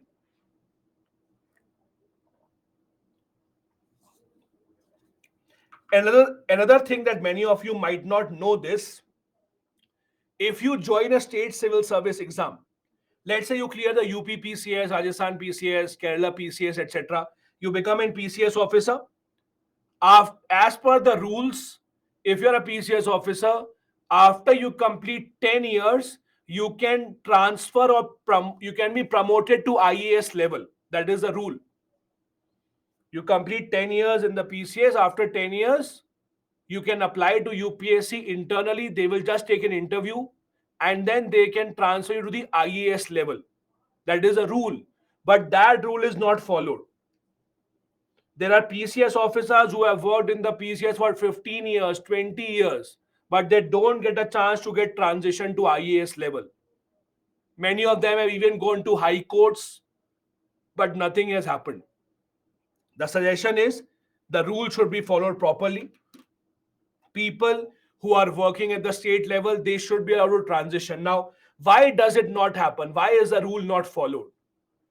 See, the IAS lobby is very, very, very powerful. People who are IAS officers are very, very powerful. They have a very closed group, for example. They don't want an outsider coming in and becoming an IAS because they think this is their tag. You can't share a tag with everyone. So they make it very difficult for any outsider to come in. They don't want outsiders coming in and taking these positions. So it is usually the IAS officers that don't encourage the government, or they basically create roadblocks to have this transition. The suggestion is that it should happen in order to make it more diverse for the people who come in the IAS. We have a couple of more reports to go, but I will end it here for today. I don't want to rush into it. From here, we will be discussing tomorrow. We'll have just a couple of more reports to go. In the last 5 minutes, I'll be happy to take your questions. Let me know your questions. From here, we'll begin tomorrow. Okay?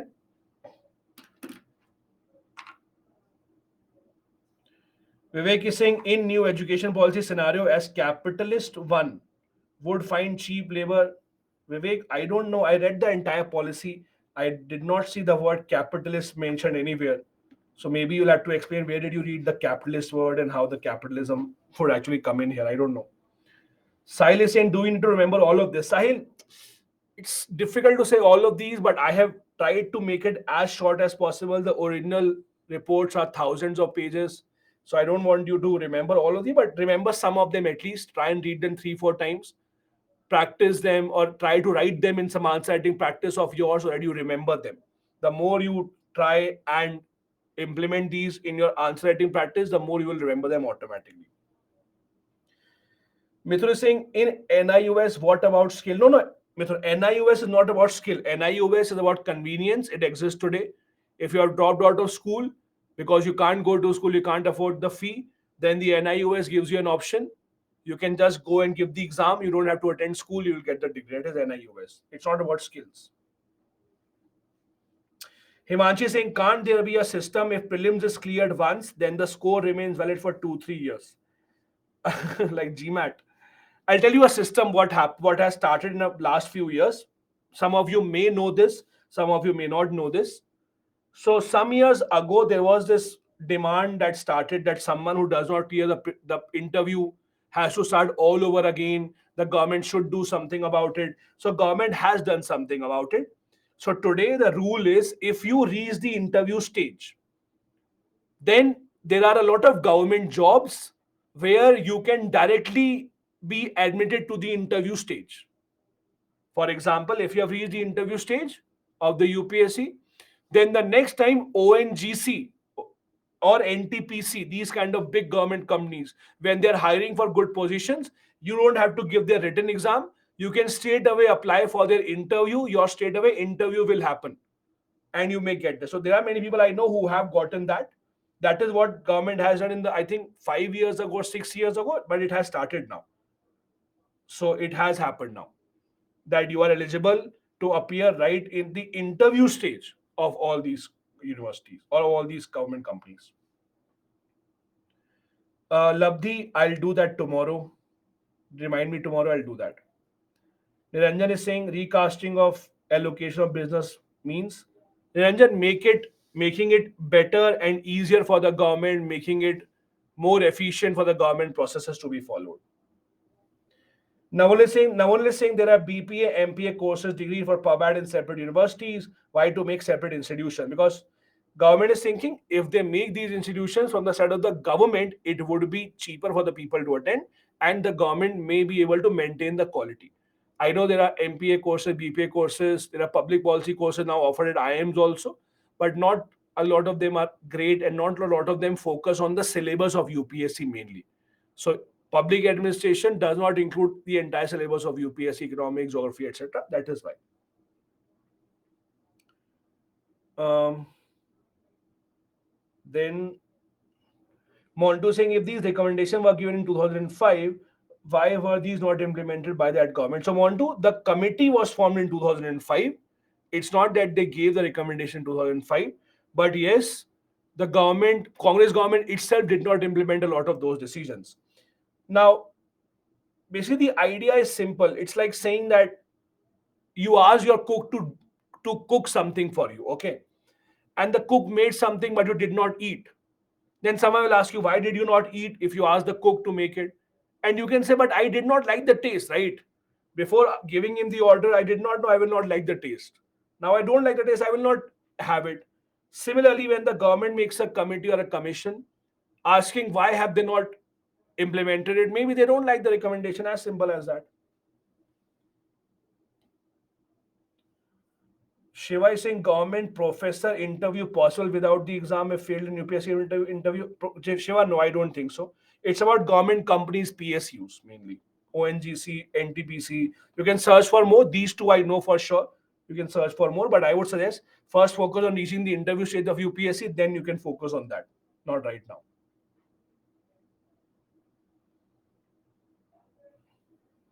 Ashu is saying why ARC gave harsh recommendation about UPSC. You may think it is harsh, but they are thinking about the youth of the country, right? You may think this is harsh, they may not think this is harsh, as simple as that. Again, you may or may not agree with these. I'm not saying you have to agree with all the ARC recommendation. That is what they give. Perfect. So let's end it from my side. The SME is still here for you to answer all your questions. Keep them flowing in. I'll be seeing you tomorrow where we'll be resuming from here and taking a module number 7. Till then, bye bye. Have a good day. Jai Hind.